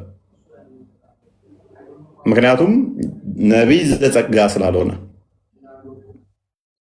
እነኛ ነቢያት ዘጸጋ የሆኑትን ራሱ ስለላካቸው ራሱ ስለሾማቸው ስልጣን ስለሰጣቸው ለእሱ ደግሞ መልስ ትሰጥህ ተአምሮቹ ሰርቷል። ይኸው ለእፎይ ተአምሮቹ ሰርቷል። ማን ስለ በማን ፈቃድ? በአላህ ፈቃድ። ፕሊስ አትሩጥ። ስንት ቦታ ነው የምገባው? አይምሮ ውስጥ ሁሉ የፈጠረብን ጥያቄ የምትጠይቅ ከሆነ ጊዜ አይበቃንም። የቅድሙን እንመልስልህ። እሺ ምን አንስተህ ነበረ? ዮሐንስ ወንጌል ምዕራፍ 5ን ጠቅሰሃል። ዮሐንስ ወንጌል ምዕራፍ 5 ሙሉን አንብበዋል ክፍሉን? እኔ ከራሴ አንዳች ላድረግ አይቻልም ካለ እሱ ካላደረገ የሚያደርገው ፈጣሪ ነው አንደኛው ጥያቄ። ክፍሉን ሙሉን አንብበዋል? በቃ የምችለውን ያክል ነው ያዝኩት። ስለምንድን ነው የሚያወራው? ዮሐንስ ወንጌል ምዕራፍ 5 ሲጀመር ስለምንድን ነው የሚያወራው እኮ? እዚህ ላይ የተጻፈው እኔ ያዝኩት ነው። እንግዲህ ከላይ የተጻፈውን መጽሐፉን አንተ ዘርዝረው። እኔ ከራሴ አንዳች ላደርግ አይቻለኝም ያለው እንደሰማሁ ፈቅደም ቅን ነው የላከኝ ፈቃድ እንጂ ፈቃዴን አልሻም ያለው ነው። ተረጋጋ። ያለ ሙሉ የምታነበው ኖሮ ይህንን ጥያቄ ብለህ አመጣም ነበረ። በተቻለ መጠን አንድ ምዕራፍ ስታነብ አንዲት ከመሀል ቁጥር ዮሐንስ ወንጌል ምዕራፍ 5 ስታነብ ቁጥር 30 ጋር ከመሄድ በፊት ቁጥር 1 ምንድነው አውዱ 2 3 4 29 ቁጥሮች አሉ። ታሪኩ ስለምንድን ነው የሚያወራው ብለህ ብቀጥል አምላክ እንደሆነ ከአይሁዶቹ ጋር የተመላለሰበት ግልጽ የሆነ ክፍል ነው። በተለይም ከቁጥር 16 ጀምሮ ያለው የተወሰነ በልበት ቢኒ። እሺ ምናልባት ጥያቄያቸው ሁሉ ጊዜ ሙሉን ስለማያነቡት ነው እንደዛ ነው የሚሆነው። ሙሉን ብታነቡት ግን ጥሩ ነው፣ መልካም ይሆን ነበረ። እንደዚህ ላድርግ ይታያል ይመስለኛል። ስለዚህ አሁን እዚህ ክፍል ላይ ኢየሱስ ክርስቶስ እንደዛ ብሎ የተናገረበት ዋነኛ ምክንያት ምንድን ነው የሚለውን አውዱን እያነበብን እንሂድ። ስለዚህ ይላል ዮሐንስ ወንጌል ምዕራፍ 5 ከቁጥር 16 ጀምሮ ላንብብልህ፣ ስማ በልብ አድርግ፣ ቆርጦ የሰጡህን ብቻ አይደለም። ስለዚህ በሰንበት ይህንን ስላደረገ አይሁድ ኢየሱስን ያሳድዱት ነበር፣ ሊገሉትም ይፈልጉት ነበር። ምንድነው ክርስቶስ በሰንበት ስለሰራ በሰንበት መስራት ስለማይቻል ሕግ አላቸው። በሰንበት የሚሰራ ሰው ይገደል ስለሚል በብሉይ ኪዳን።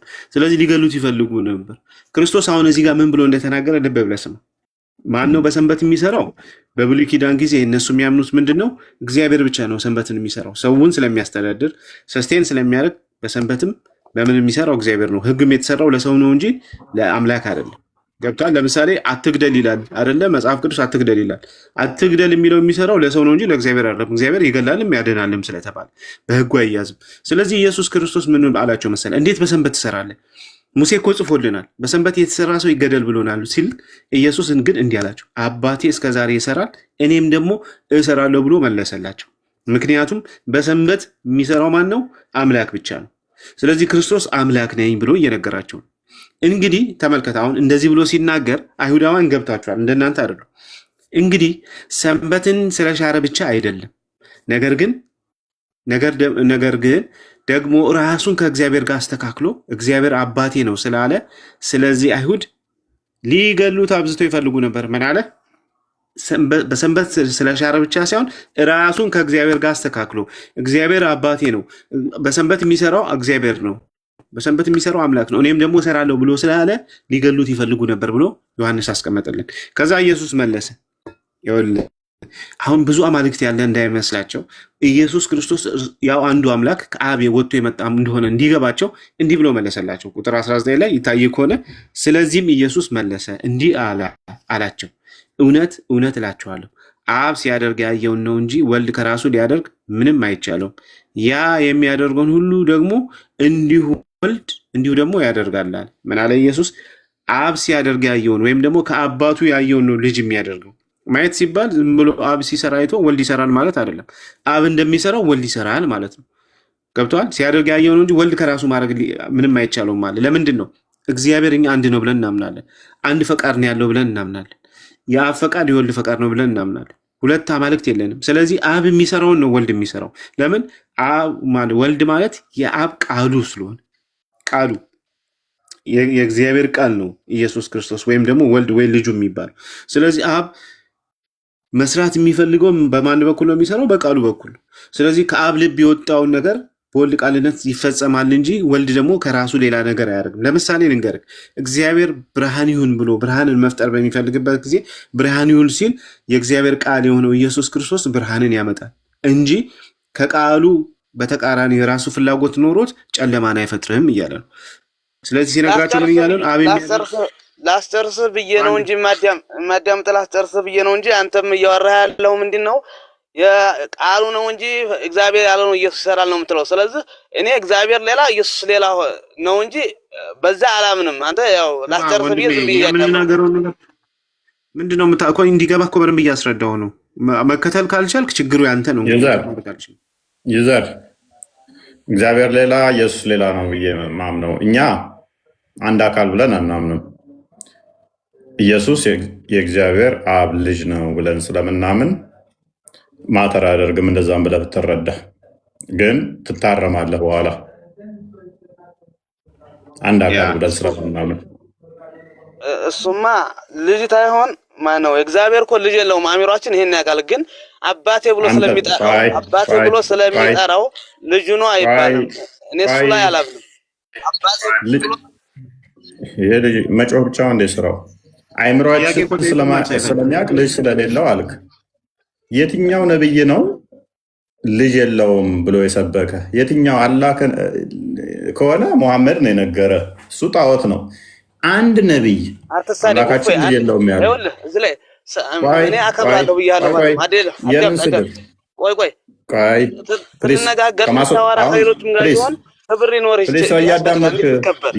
አሁን አስወጣለሁ። መረብሽ ከሆነ ፕሊዝ። አላህ ሚስት ስለሌለው ልጅ የለውም። አንድ ነብይ ነው ያልኩህ። አምላካችን ልጅ የለውም ያለህ ማን ነው? አላህን ከሆነ ሚስት ስለሌለው ነው። ሚስት ፈልግለት ልጅ እንዲኖረው። እኛ አምላካችን በባህሪው ልጅ ይኖረዋል ሚስት አግብቶ ብለን አላልንም። ነቢያቶችም አልሰበኩም እንደዛ። ነገር ግን በባህሪው ልጅ አለው። ልጁ የአብ ቃል የባህሪ ቃሉን ልጅ ብለው ይጠራሉ። አንተ ቁርአን ብለህ የምትጠራውን ማለት ነው። በቂያማ ቀን የገርጣ ሰው ሆኖ የሚመጣውን ቁርአን ያላ ቃል የምትለውን እነሱ ደግሞ ነቢያቶች የአብ የባህሪ ቃሉን ልጁ ብለው ይጠራሉ። የትኛው ነብይ ነው በአይምሯችን እንደምናውቀው ምናምን ብለህ ያልከው? የትኛው ነብይ ነው ፈጣሪ ልጅ የለውም ያሉ? አንድ ጥቀስ እስኪ። እግዚአብሔር ልጁ ነው፣ ኢየሱስ ልጁ ነው ብለህ ታምናለህ? ኦኬ፣ ኢየሱስ የተናገረውን ታምናለህ? ምን አለ መሰለህ፣ እማምነው ማላምነውም አለ። ምክንያቱም የተዘበራረቀ ስላለ ፕሊስ አዳምጥ በቃ። ስለዚህ የምታመን ከሆነ እኔን ሳትጠይቀኝ ኢየሱስ ምን አለ? አባቴ እስከዛሬ ይሰራል እኔ እሰራለሁ። አባቴ እያለ ልጅ እንደሆነ ተናገረ። ዛሴት ከ600 ዓመት በኋላ ክርስቶስ አስተምሮ ከሄደ ካረገ ነቢያቶች ሐዋርያቶች ከሰበኩ በኋላ ከ1000 ዓመት በኋላ የመጣ ሙሐመድ ኖ ኢየሱስ እኮ የእግዚአብሔር ልጅ አይደለም ስላለ ሙሐመድን መቀበል ይመስላል? ነቢያቶች አላስተማሩትን? ሰለሞን፣ ሙሴ፣ ኢሳያስ፣ ዕንባቆም ፕሊስ የትኛውም ያልሰበኩ ሰላም ናቸው። ፕሊስ አንተ ደግሞ ጣልቃ ትግባ። ስለሌቶቹም ይሄ ጠጅ ቤት ይመስላችኋል እንዴ አንዳንዴ? ስለዚህ የትኞቹም ነቢያቶች ያልሰበኩትን አንድ ሙሐመድ ብቻውን መጥቶ አይ አላህ ሚስት የለችውም ስለዚህ ልጅ የለውም ማስረጃ እንዴ? ሚስት እኮ የለውም እንዴ ልጅ ይኖረዋል? በስጋ አስባችሁ ሰው የሚዋለደው አንድ ቆንጆ ኢትዮጵያዊ ወይም አንዲት ቆንጂት ህንዳዊትን አግብቶ ከእሷ ጋር ጨጉላ ምንትን ብሎ 9 ወር አርግዛ ምናምን እንደሚወለድ አይምሯችሁ ስለሚያስብ ለአምላክ እንደዛ እያሰባችሁ አይ ልጅ የለው ሚስት ስለሌለው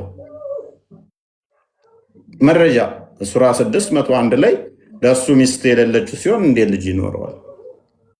ኬታ መጣችሁ? ይህን ማስረጃ ማን ነገረው? ሙሐመድን ሱራ 72 ከቁጥር 1 ጀምሮ ከጋኔን የሆኑ ጭፍሮች ሙሐመድ ጋር መጡና አላህ ሚስትና ልጅ ስለሌለው ልጅ የለውም ብለዋል። ማን? አጋንንቶች። እኔ አጋንንት ምስክር ሁጅ አድርጌ ማቆም አይደለሁም። ሙሴ ዘዳግም ምዕራፍ 32 ቁጥር 6፣ ዘዳግም ምዕራፍ 14 ቁጥር 1 የእግዚአብሔር ልጆች እንደሆንን ተናገረ። ኢሳይያስ 63 ቁጥር 16 ጀምሮ ተናገረ እኛ የእግዚአብሔር ልጆች መሆናችንን። እርሱ ብቻ ሳይሆን ኢሳይያስ ምዕራፍ 9 ቁጥር 6 ትንቢቱ ላይ በስጋ እንደሚገለጥ የእግዚአብሔር ልጅ ተናገረ። 53 ላይ ደግሞ ክንድህን ላክ ብሎ እርሱ የአብ ቃሉ የባህሪ ቃሉ የባህሪ ልጁ ክንድ እጅ ተብሎ እንደሚጠራ ነገረን። ሌሎችም በተመሳሳይ መሲሁ እንደሚመጣ ነገሩን። መዝሙረ ዳዊት በመዝሙሩ 110 ላይ ከቁጥር 1 ጀምሮ እስከ 4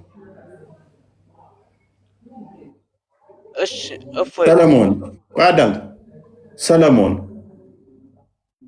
በተመሳሳይ ምዕራፍ 30 ላይ ከቁጥር 1 እስከ 4 ነገሩን። ልጅ አለው ብለው ነገሩን። በአዲስ ኪዳን ክርስቶስ መጣና አባቴ ብሎ ዮሐንስ ወንጌል ምዕራፍ 10 ቁጥር 30 ላይ እኔና አብ አንድ ነን ብሎ ነገረን። በባህሪ አንድ መሆናቸውን በአካል ግን አንድ አለመሆናቸውን አንድ ነን በማለት ነገረን። ዮሐንስ ወንጌል ምዕራፍ 14 ቁጥር 11 ላይ እኔ በአብ እንዳለው አብም በእኔ እንዳለ በማለት አንዱ በአንዱ ህልው እንደሆኑ ነገረን። ዮሐንስ ወንጌል ምዕራፍ 5 ቁጥር 17 ላይ አብ እስከዛሬ ይሰራል፣ አባቴ እስከዛሬ ይሰራል፣ እኔም እሰራለሁ በማለት ከአባቱ ጋር አብሮ የፈጠረ አብሮ የሰራ መሆኑን ነገረን። ደግሞም ማቴዎስ ወንጌል ምዕራፍ 16 ላይ ከቁጥር 16 ጀምሮ ከቁጥር 13 ጀምሮ የአብ ልጅ መሆኑን በደቀ መዛሙርቱ ኮንፊርም በማድረግ አሳየ። እንዲሁም ዮሐንስ ወንጌል ምዕራፍ 6 ላይ ከቁጥር 40 ጀምሮ ከሰማይ የወረደ ሕያው እንጀራ መሆኑን ብቻ ሳይሆን ከቁጥር 63 ጀምሮ እርሱ የአብ የባህሪ ልጅ መሆኑን ለሐዋርያቶቹ በደንብ አረጋገጠላቸው። ያ የአብ የባህሪ ቃሉ የባህሪ ልጁ መሆኑን ጳውሎስ በዕብራውያን መልእክቱ ላይ ከቁጥር 1 ምዕራፍ 1 ከቁጥር 1 እስከ 3 የባህሪው ምሳሌ ነጸብራቁ እንደሆነ ነገረን። እንዲሁም አስቀድሞ በእግዚአብሔር መልክ እርሱ መኖሩንና በኋላ በስጋ መገለጡን ፊልጵስዩስ ምዕራፍ 2 ላይ ከቁጥር 5 እስከ 8 ነገረን። እርሱ የማይታዩትን የሚታዩትን የፈጠረ የእግዚአብሔር የማይታየው የእርሱ ባህሪ ምሳሌ መሆኑን በቆላሲያስ ምዕራፍ 1 ቁጥር 15 ላይ ነገረን። እርሱ በስጋ የተገለጠ አምላክ መሆኑን በሮሜ መልእክቱ ላይ በሮሜ መልእክቱ ምዕራፍ 9 ቁጥር 5 ላይ ነገረን። ስለዚህ እርሱ በስጋ የተገለጠ አምላክ መሆኑን ነገርን። ደግሞም እናንተ አምላካችን የምትሉት ለእኔ አባቴ ነው በማለት በዮሐንስ ወንጌል ምዕራፍ 8 ላይ ክርስቶስ ለአይሁዶቹ ባደረጉት ሙግት ላይ ካስረዳን ከ600 ዓመት በኋላ መጥቶ ሰንበዲ አጋንንቶች ነግረውኛል አላህ ሚስት ስለሌለው ልጅ የለውም ቢል አንቀበልም። ለምን? አንደኛ ሙሐመድ በጊዜው አልነበረም። ሁለተኛ ሙሐመድ ቋንቋውን የዛ የሚናገር አይደለም። ሶስተኛ ሙሐመድ የዛ ኮሚኒቲ አባል አይደለም። አራተኛ ሙሐመድ ነቢይ አይደለም። አምስተኛ የትኛውም ነቢይ ስለሱ የተናገረ የለም። ስድስተኛ ሙሐመድ የሌሎቹን ነቢያቶች አስተምሮ ተቃርኖ የመጣ ነው። ሰባተኛ ክርስቶስ ያስተማረውን ሙሉ ለሙሉ የሚጥስ ሐሰተኛ ነቢያቶች ማቴዎስ ወንጌል ምዕራፍ 7 ላይ ይመጣሉ የተባሉትን የሚያሟላ፣ ማቴዎስ ወንጌል ምዕራፍ 24 ላይ ሐሰተኞች ይመጣሉ የተባሉትን የሚያሟላ ነው። ስምንተኛ አጋንንቶች ምስክር አድርገው የትኞቹም ነቢያቶች አላቀረቡም። አጋንንት ወንድማችን ነው አጋንንት ነገረን እያሉ መረጃ አላቀረቡም። ሙሐመድ የአጋንንትን ምስክርነት ይዞ ስለመጣ እንቀበልም። እኛ የአጋንንት ምስክር መጽሐፍ ምን ይላል? እኛ ከሰበክንላችሁ የሰማይ መልአክ ቢሆን እንኳን ቢሰብክላችሁ የተረገመ ይሁን ይላል። እንዲሁም ደግሞ ሴጣን ራሱን የብርሃን መልአክ እስኪመስል ድረስ ይለውጣል ይላል። ስለዚህ እኛ ከሰበክንላችሁ ካስተማርናችሁ የተለየ የሚሰብክ ካለ እሱ የተረገመ ነው ይላል። ሙሐመድ ታዲያ እነኚህ ሁሉ አስተምሮ የተለየ አስተምሮ እንድን ነው የምንቀበለው? ክርስቶስ በስጋ የተገለጠው የአጋንንትን ስራ ሊያፈርስ ነው ይለናል። ዕብራውያን ምዕራፍ 2 ቁጥር 15 ላይ እርሱ በስጋ የተገለጠው የአጋንንትን ስራ ሊያፈርስ ነው። ሙሐመድ ደግሞ የመጣው ምንድን ነው? የአጋንንትን ምስክር ሊያስቀጥል ነው። ሙሐመድ የመጣው ለምንድን ነው? የአጋንንትን ምስክር ሊያስቀጥል። ክርስቶስ የመጣው ምንድን ነው? የአጋንንትን ምስክር ሊያፈርስ።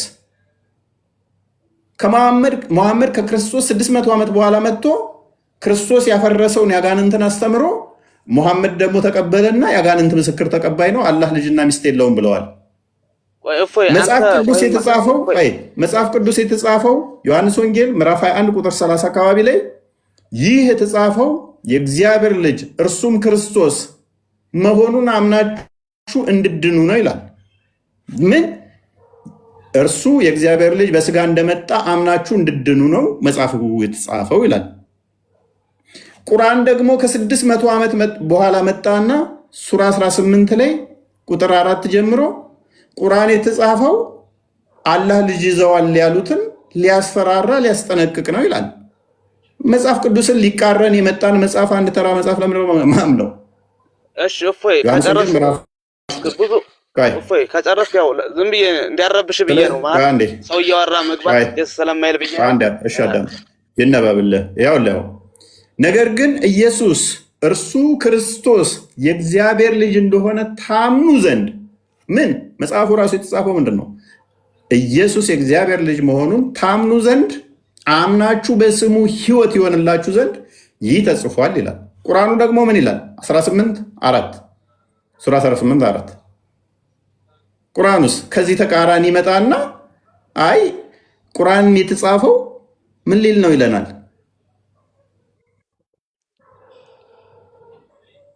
እነዚያ አላህ ልጅን ይዟል ያሉትን ሊያስፈራራ ወረደው።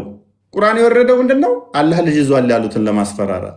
መጽሐፍ ቅዱስ አስቀድሞ የተጻፈው ኢየሱስ የእግዚአብሔር ልጅ መሆኑን እንድታምኑ።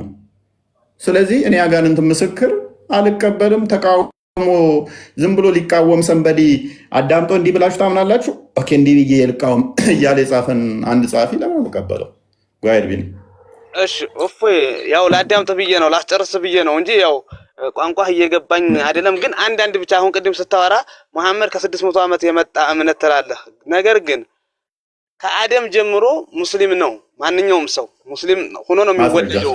ማስረጃ አይደለም ከአደም ጀምሮ ሙሐመድ ተወልዶ ነብይ እስከሆነባት ከድጃ ጋር አብሮ እስከነበረበት ዘዴ ሄራ ዋሻ ውስጥ ቡሃሪ 3 ላይ እስከዛች ቀን ድረስ ከዛች ወደኋላ ማለት ነው። ከዛ በፊት ወደዚህ ሳይሆን እስከዛይ ድረስ እስልምና ሃይማኖት ተከታይ ናቸው ነቢያቶች የሚል ካመጣ ብዙ አይደለም አንድ ማስረጃ ካመጣን የንጽጽር ለዘላለም አቆማለሁ እና ከፍል አድርገ ይሄ መስጊድ ላይ የሚነግሯችሁን ተረት እኛ ጋር መጣችሁ እንደዚህ ብዙ አይደለም። የተጠመቀ ክርስቲያን ይሆናል አይሆንም? እቺ የምታመልስልኝ እኮ ማስረጃ አምጣውን የጠየቅኩህን እኮ ያልተጠመቀ ክርስቲያን ይሆናል አይሆንም? 5ቱ ፊጥር አለብህ አንተ። ሳትገረዝ ሙስሊም መሆን አትችልም። መገረዝ ግዴታህ ነው። ሰላት መስገድ ግዴታህ ነው። ቀደም አርካኑል ኢስላም ይባሉ አሉ። ኢማኑል ኢስላም ኢማኑል ኢስላም አርካኑል ኢስላም ይባሉ አሉ። ሐጅ ማድረግ እንደዚህ በነኝ ማመን ተረቶች አሉ። በሙሐመድ ነብይነት ማመን ግዴታህ ነው። ሙሐመድ ነብይነት ደግሞ ሙሐመድ ሳይወለድ ሊያምን አይችልም። ሙሐመድ የተወለደው መቼ ነው? የዛሬ 1400 ምናምን። ከዛ በፊት ሙሐመድ አልተወለደም። ስለዚህ ተግባባን። አሁን መጠይቀን ብቻ አንድ ማስረጃ አንደኛ አይወል ታዳመጥከኝ። አንደኛ አባታችን አደም ማስረጃን የጠየቁ ተረት አይደለም። ማስረጃ ከኔ ጋር ነው የምታወራው አይደል? እስልምና አለ ብለው ፎግረውሃል አይደለ? እሺ አደም ተጠምቋል። አስቁመኝ። ተረት አይደለም። ሃይማኖታችን እስልምና ይባላል። እስልምና በ5 ነገር ተመስርቷል አለ። 5 ምሰሶዎች አሉት አለ። ኢማኑል እስላም የምትሉት 6 እናስተምራለን። ችግር የለም። ዋናው ላ ኢላሀ ኢለላህ ማለቱ ነው። እሺ አርካኑል እስላምስ? አርካኑል እስላም 5 ነው። መጀመሪያው ላ ኢላሀ ኢለላህ ምሰሶውን የጠየቁ 5ቱ ምሰሶዎቹ ምንድን ናቸው? መጀመሪያ ከአላህ ውጭ ሌላ አምላክ የለም። አንድ። እሺ ሁለተኛው ደግሞ በአላህ ካመነ ሰላት መስገድ ነው። ሶስተኛ ደግሞ ዘካ መስጠት ካለው ንብረት ላይ ለድሆች ዘካ መስጠት ነው። አራተኛ የትም አታመልጠው መጾም ነው። አምስተኛ ከቻለ ገንዘብ ካለው ሐጅ መሐጀጅ ነው ማድረግ ነው። ኦኬ እዚህ ጋር ብለኸው ነበር። ሶስተኛ ላይ ምኑን በመሐመድ ነብይነት ማመንስ እንዴ? መጀመሪያው እሱ ነው። ካላህ ውጭ ሌላ ጌታ እንደሌለና ነብዩ መሐመድም የአላህ መልእክተኛ እንደሆኑ ማመን የመጀመሪያው ነው። አላህ ብቻ ነበር ብለህ ያለፍከው ቅድም እንዴ? ከአላህና ከነብዩ ስም አንድ ነው። ወደ ኋላ ቀርቶ ይሆናል እንጂ ከአላህ ውጭ ሌላ አምላክ እንደሌለ አላህና መሐመድ ስም አንድ ነው። ምኑ አላህና መሐመድ ስም አንድ ነው? ላ ምን አገናኝቶት? እግዚአብሔርና ኢየሱስ እንደሚለያዩ መሐመድና ነብዩ መሐመድና አላህ ይለያዩ። አላህ ጌታ ነው። ፋይን ኩላም በመሐመድ ነብይነት ሻዳ ሳይዙ ሙስሊም መሆን ይችላሉ? አይችሉም። መሐመድ ከመወለዱ በፊት ታዲያ ሙስሊም ነበሩ የምትለኝስ? ነብያቶች በሙሉ ሙስሊም ነበሩ እና አሁን እየተጠመቀ ነው። ሰው ሲወለድ ነው ጀምር የሚጠመቀው ማለት ነው። ጨረስክ? ደን አደም አልተጠመቀም፣ ሐዋ አልተጠመቀም። ቆይ ተረተረትን ያዘው። በመሐመድ ነብይነት ሳያምኑ ሙስሊም መሆን አይችሉም ማለት። መሐመድ ነብይ የሆነው ደግሞ መቼ ነው? ተወልዶ ከ40 ዓመቱ ላይ ነው ነብይ የሆነው። እስከ 40 ዓመቱ ድረስ በደንብ አስተውል። እስከ 40 ዓመቱ ድረስ መሐመድ ሰዎች በማን ነበር ሻዳ የሚይዙት? አንድ ማስረጃ ነው የምጠይቅህ፣ ብዙ አይደለም። አንድ ማስረጃ ከመሐመድ በፊት ያለ ብዙ አይደለም የምጠይቅህ፣ አንድ ብቻ። ሃይማኖታችን እስልምና ነው ወይንም ደግሞ ሻዳ እንዲህ ብለን ያዝን የሚል አንድ ማስረጃ። ቀጥል። እሱማ ይኸውልህ በኑህ አሁን ምሳሌ በኑህ ጊዜ ያሉ በአላህ ማመንና በኑህ ነብይነት ማመን ግዴታ ነው። በኢየሱስ ዘመን ያሉ ደግሞ በአላህ መልእክተኝነት ማመን አንድ ነው። ገባህ አይደለ? አሁን በእኛ ዘመን መሐመድ ማመን ነው። እያዳመጥከኝ አውራ። የመሐመድን ተረት ከመጀመሪያ እስከ መጨረሻ ያነበብኩ ሰው ነኝ። ከቁርአንም ሆነ ከሐዲስም ሆነ ከተፍሲርም ሆነ ከሲራውም ሆነ የመሐመድን ከሽንት ቤቱ እስከ መቃብሩ ድረስ ያነበብኩ ሰው ነኝ። ስለዚህ እንዲህ በቀላሉ ምሸውደኝ አይነት ሰው አይደለሁም። ስታወራ ከኔ ጋር ጥቅስ ጥቀስ፣ መረጃ ጥቀስ። የአንተን ተረት መስማት አልፈልግም። አንተም የኔን ተረት እንድትሰማ አልፈቅድም። እኔም አላወራብህም ተረት። አንተም ስታወራ ግን ማስረጃ ኮት አድርግ። ይኸው ከመሐመድ በፊት ክሌም አድርገሃል አደለ? እስልምና በ5 መሰረቶች ተመሰርቷል። ከነኛ ውስጥ አንዱ ሻዳ ነው። ሻዳው እና በመሐመድ እና በአላህ ማመን ነው።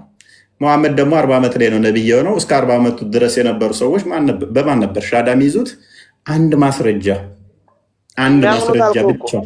ከሰማኝ እኮ አንድ ማስረጃ በነብያቶች አሁን በኢሳ ጊዜ ያሉት በአላህ እንዲነ በኢየሱስ መላእክተኝነት ያምናሉ። በሙሴ ያሉት እንደዛው በሙሴ መላእክተኝነት አላህ ያምናሉ። እሺ ተረቱን ትተህ መረጃ ታመጣለህ? ታመጣ። እሺ ይሄን አንተ አረበኛችን ነቢይ ኢብራሂም ኢነል ሐነፊየተ ሚለተ ኢብራሂም ነው።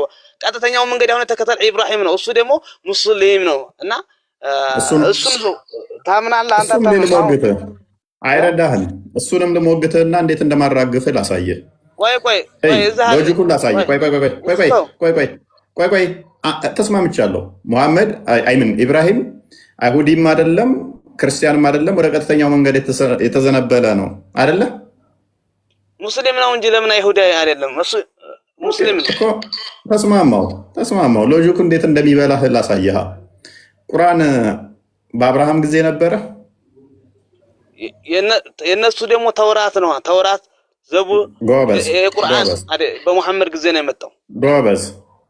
መሐመድ ግን ሙስሊም ነው። አብርሃምን ያለበትን ሎጂክ ታውቃለህ? ይሄንን ሎጂኩን ሎጂክ ታየው መሐመድ ታየው አላህ ነው ያለው ያለበትን እኮ አላህ በለው። እሺ አላህ አብርሃም ሙስሊምም አይሁድም አይደለም ክርስቲያንም አይደለም ያለው ለምን እንደሆነ ታውቃለህ?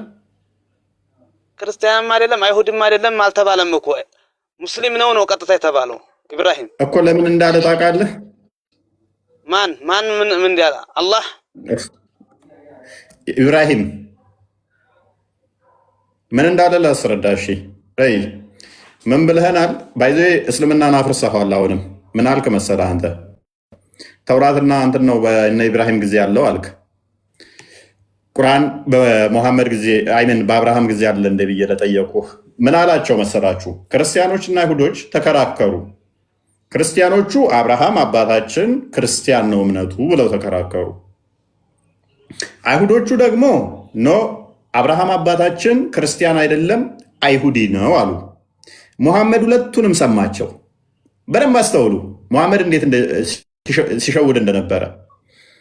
ክርስቲያኖቹ አይ አባታችን አብርሃምማ ክርስቲያን ነው እምነቱ ሲሉ፣ አይሁዶቹ ደግሞ ኖ ኖ ኖ ኖ አብርሃም አይሁዲ ነው አባታችን እምነቱ ይሁዲ ነው አሉ።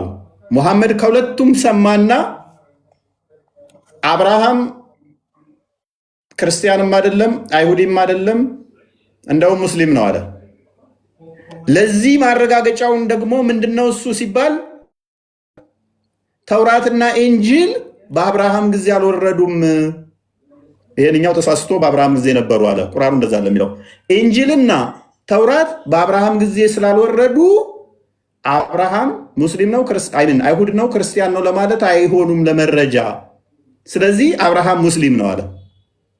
ታዲያ ቁርአንን ስትጠቅስልኝ ቁርአን በአብርሃም ጊዜ ስላልወረደ ሙሐመድ ራሱ አይሁዶችና ክርስቲያኖች በተጠቀመው ሎጂክ አፈር ድሜ ይበላል ማለት ነው። ምክንያቱም ቁርአን የወረደው ሙሐመድ ላይ ነው ብለህ ስለምታምን ቁርአን በአብርሃም ጊዜ ስላልወረደ መረጃ አይሆንም።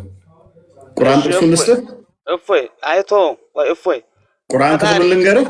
ይኸውልህ ኢየሱስ አምላክ ከሆነ ሰው ይገለኛል ብሎ መሯሯጥ፣ መፍራት፣ መራብ ለምን አስፈለገ? ምክንያቱም በመጽሐፍ ቅዱስ ምን ይላል? ከዚህ በኋላ ኢየሱስ በገሊላ ይዘዋወር ነበር አለ። በአይሁድ ግን ሊዘዋወር አልፈለገም። ምክንያቱም አይሁዳውያን ባለስልጣኖች ሊገሉት ይፈልጉ ነበር ይላል ዮሐንስ ወንጌል 7:11 ላይ።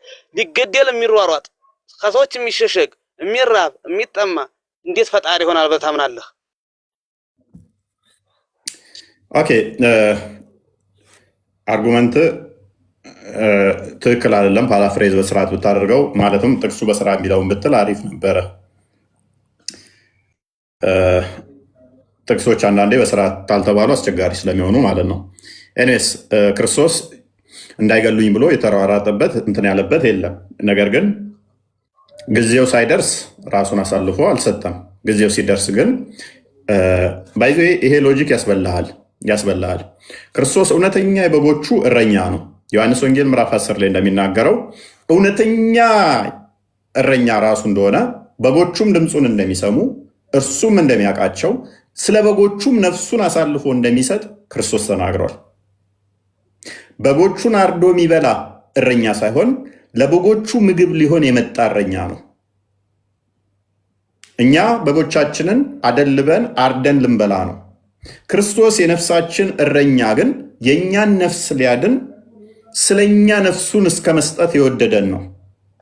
ለበጎቹ ምግብ የሆነ እረኛ ሌባ የሆነ ወይንም ደግሞ ሐሰተኛ እረኛ ተኩላ ሲመጣ ሽፍታ ሲመጣ በጎቹን ለተኩላ በትኖ ወይንም ለሽፍታ በትኖ ይሸሻል። ክርስቶስ ግን በጎቹን ለሌባ ለወንበዴ አሳልፎ ማይሰጥ ራሱን ስለ በጎቹ አሳልፎ የሰጠ እውነተኛ እረኛ ነው። ለዚህ ነው ዮሐንስ ወንጌል ምዕራፍ 10 ላይ ስለ በጎቼ ነፍሴን አነሳ ዘንድ ስልጣን አለኝ፣ ከኔ ማንም አይወስዳትም፣ በፍቃዱ ግን እንደሚያነሳት እንደሚያኖራት ተናገረ። ስለማ ስለ በጎቹ። ይህን ስለምን ታደርጋለህ ክርስቶስ ሲባል ስለ ፍቅር ፍቅር እስከ ሞት ድረስ መውደድ መሆኑን ዮሐንስ ወንጌል ምዕራፍ 15 ቁጥር 13 ላይ ይናገራል። ይሄንን ለማድረግ እንደመጣ ደግሞ ማርቆስ ወንጌል ምዕራፍ 10 ቁጥር 45 ላይ፣ ማቴዎስ ወንጌል ምዕራፍ 20 ቁጥር 28 ላይ ነፍሶ ሊያገለግል ለምንድን ነበረ የተመታው? ለምንድን ነው ይሄ ሁሉ መከራ የተቀበለው? የመጣው ክርስቶስ ራሱ ስለኛ መከራን ሊቀበል ስለሆነ ገላትያ ምዕራፍ 3 ላይ ቁጥር 14 አካባቢ ላይ ስለኛ መከራን የእኛን በደል ተሸክሞ እሱ መከራን ሊቀበል ስለሆነ ሊመታ እንጂ ሊማታ አልመጣም። የኛ ጌታ ስለኛ ሊዋጋ በጦር ሊወጋ ሰዎችን ሳይሆን የመጣው በጦር ጎኑ ተወግቶ ምሕረትን፣ ፍቅርን፣ ትህትናን፣ ሰላምን ሊያስተምር የመጣ ምሳሌ ሊተውልን የመጣ ጌታ እንጂ ጦርዞ ሊዋጋ አይደለም የመጣው የኔና የናንተ ጌታ ጊዜው ሳይደርስ። ስለዚህ ክርስቶስ ጊዜው ሳይደርስ ራሱን አሳልፎ ነፍሱን አልሰጠም። ጊዜው ሲደርስ እርሱ በወሰናት እሱ በፈረዳት ሰዓት ግን ራሱን አሳልፎ ዮሐንስ ወንጌል ምዕራፍ 18 ላይ ከቁጥር 1 ጀምሮ ሊይዙት ሲመጡ አቅም አጥተው ማንን ትፈልጋላችሁ? ራሱ ገና ሲመጡ የሚመጣበትን አውቆ ይላል እኮ ወጥቶ ጠበቃቸው። ደግሞም አላቸው ማንን ትፈልጋላችሁ አላቸው። ማንን ትፈልጋላችሁ? ማንን? የናዝሬቱ ኢየሱስን እንፈልጋለን አሉ። ያ የናዝሬቱ ኢየሱስ የምትፈልጉት እኔ ነኝ አላቸው። መራራጥ አላስፈልገውም። እሱ ጊዜው ሲደርስ ታይሙ ሲሆን እሱ በወሰናት እሱ ባለው ማንን ትፈልጋላችሁ? ማንን ልትይዙ መጣችሁ አላቸው። አይናቸው ታውሯል፣ ልባቸው ታስሯል። የናዝሬቱ ኢየሱስን እንግዲያውስ እኔ ነኝ አላቸው። እኔ ነኝ ገና ሲላቸው ተዘረሩ፣ ወደቁ። ደግሞም ተነሱ፣ ደግሞም ጠየቃቸው ማንን ትፈልጋላችሁ አላቸው። የናዝሬቱ ኢየሱስን። እንግዲያውስ እነሱን ተዋቸው፣ እኔን ያዙኝ አላቸው። መራራት መሸሽ አልተጠበቀበትም። ስለ በጎቹ ራሱን አሳልፎ ሊሰጥ የመጣ ነው እና እነሱን እንዳነኩ እኔን ግን ያዙ አላቸው። ጴጥሮስ ሸቦላው መዘዝ አድርጎ ከጠባቂዎች አንዱ ጆሮውን ቆረጠ። ጴጥሮስ ሴፍ የሚያነሳ በሴፍ ይሞታል። ማቴዎስ ወንጌል ምዕራፍ 26 ቁጥር 52 ሴፍን ወደ ሰገባው መልስ። ጆሮውን አንስቶ ጆሮ ገጠመለት። ከዚህ በላይ የሚዋጉ ሰራዊት የለኝም ወይ? አባቴስ አይልክልኝም ወይ? ለምን እንዲህ ታደርጋለህ ጴጥሮስ? እችን ጽዋ ልጠጣት አይደል የመጣሁት? ስለ እናንተ ልሞት አይደል የመጣሁት? ቤዛ ልሆን አይደል? በሴፍ ልትከላከልልኝ አንተ ነው አይደለም? ጲላጦስ ጠየቀ። ንግስና ከዚህ ነው እንዲህ አለው። ምድራዊ ንጉሥ ልትሆን ነው አለው። ኖ ንግስና ከዚህ አይደለም አለው። ንጉሥ ሊያደርጉት በግድ እኮ ይፈልጉት ነበር እኮ ያኔ ሲሰወርባቸው ነበር።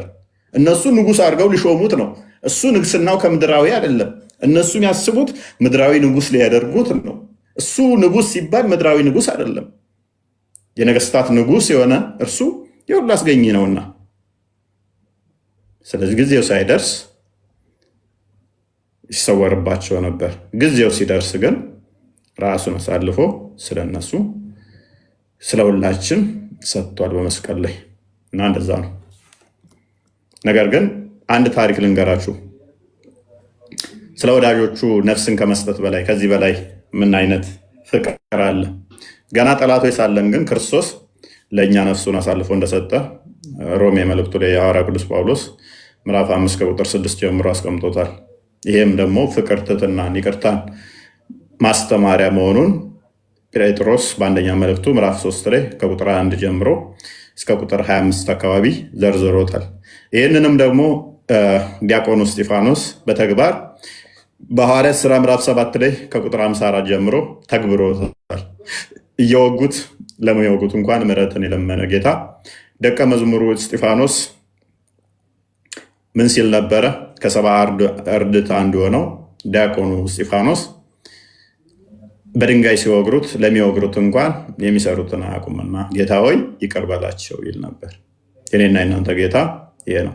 ምክንያቱም ሞትን ፈርተን ሞትን ሸሽተን እኛ እንኳን የምንደበቅበት እንደሌለ እዚህ ስማች ነፍስና ስጋን የሚገሉትን እንጂ አይምን ስጋን የሚገሉትን ሁሉ አትፍሯቸው፣ ነፍስና ስጋን ገሎ በእሳት የሚያኖርን ፍሩ ብሎ የነገረን ጌታ እሱ ይሄንን ብሎን የሚሸሽበት የሚፈራበት የለም። ነገር ግን ስለኛ ተገብቶ የእኛን መከራ፣ የእኛን ፍርሃት፣ የእኛን ድካም፣ የእኛን ችግር እንዳለ ተቀብሏል። ስለኛ ይሄ ሁሉ መከራ ተቀብሏል። ቤዛ ሊሆን ምትክ ሊሆን ስለመጣ። በባህሪ ግን እሱ እንደዛ ሆኖ አይደለም። ያን ሁሉ ግን ስለኛ በቤዛነት ተቀብሎታል እና ነፍሱን ስለ ወዳጆቹ በእንደዚህ አይነት ሁኔታ አሳልፎ ሰጥቷል። ሙሐመድ ግን አንድ ታሪክ አለ፣ አንድ ሐዲስ አለ። ሐዲሱ ምንድነው? እሱ መሰላችሁ? ጦር ሜዳ ላይ የእሁድ ጦርነት ይመስለኛል 7 ነበሩ ከአንሳሪ የሆኑ 7 ነበሩ። ከዛ ሙሐመድ ምን አለ? ተደበቀ ዋሻ ውስጥና እንግዲህ እረኛ ነው ተተባለ። ክርስቶስ ምን አለ? መልካም እረኛ ነፍሱን ስለ በጎቹ አሳልፎ ይሰጣል እንጂ በጎቹን አያስበላ። ሐሰተኛ እረኛ ግን እሱ ተደብቆ በጎቹን ያስበላል። ሙሐመድ ምን አለ? ሄዶ የሚዋጋልኝ በገነት ከኔ ጋር ይሆን አለ። ሄዳ አንደኛው ሊዋጋ አደረጉት፣ ገደሉት፣ ሞተ። አሁንም ሙሐመድ ምን አለ? በገነት ውስጥ ብዙ ሴት ታገኛላችሁ። ያው ስብከቱ እና ብዙ ከገነት አብራኝ መሆን የሚፈልግ ሄዶ የሚዋጋልኝ እኔ የሚያድነኝ አለ።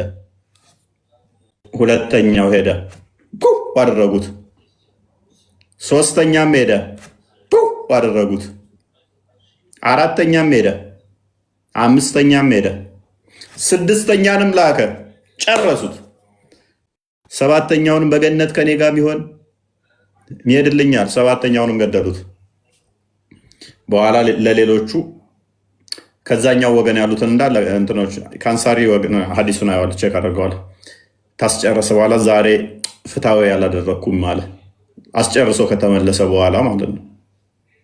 ክርስቶስ ግን አንተን ሊያስገድል ልኮ እሱ የሚደበቅ አይደለም። እንደ ሙሐመድ ራሱን አሳልፎ የሰጠ ነው። መልካም እረኛ ነፍሱን ስለ በጎቹ አሳልፎ ይሰጣል። ሐሰተኛ ግን ሌባ ወንበዴ በመጣ ቁጥር እሱ ተደብቆ በጎቹን ያስበላል። ዮሐንስ ወንጌል ምዕራፍ 10 አንብቦት። ሐዲሱን አንዴ ቼክ ላድርገው። ሜይ ቢ በቃላችሁ ታስታውሱታላችሁ ወይንስ ልፈልገው?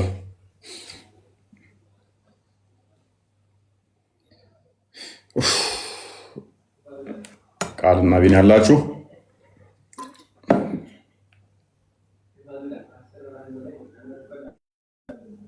ሙስጠራይ ተኝታችኋል? አይ ሰው እያወራኝ ነበር እያጠገቢ። ሶሪ ፈለከ? እሺ ፈለከ? በቃ ጨረስን። አክቹዋሊ ቢኒ ዘይባ ማንሽ ዜነብ ነው። ዘይባ ጥያቄ ካላት ተቀበላት እስኪ። ጥያቄ ከሌላት ትማር፣ ችግር የለም። ዘይባ ሰላምሽ፣ እንኳን ደህና መጣሽ። ጥያቄ ካለሽ ጠይቂ። እኔ ጥያቄ የለኝም። ኦኬ ገብቶሻል?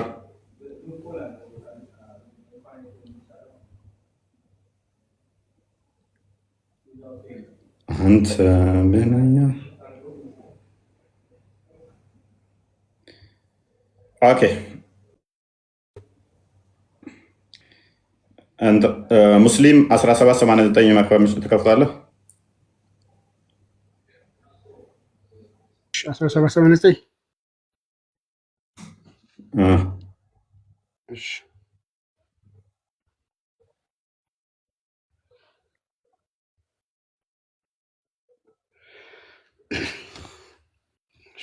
ሙስሊም 1789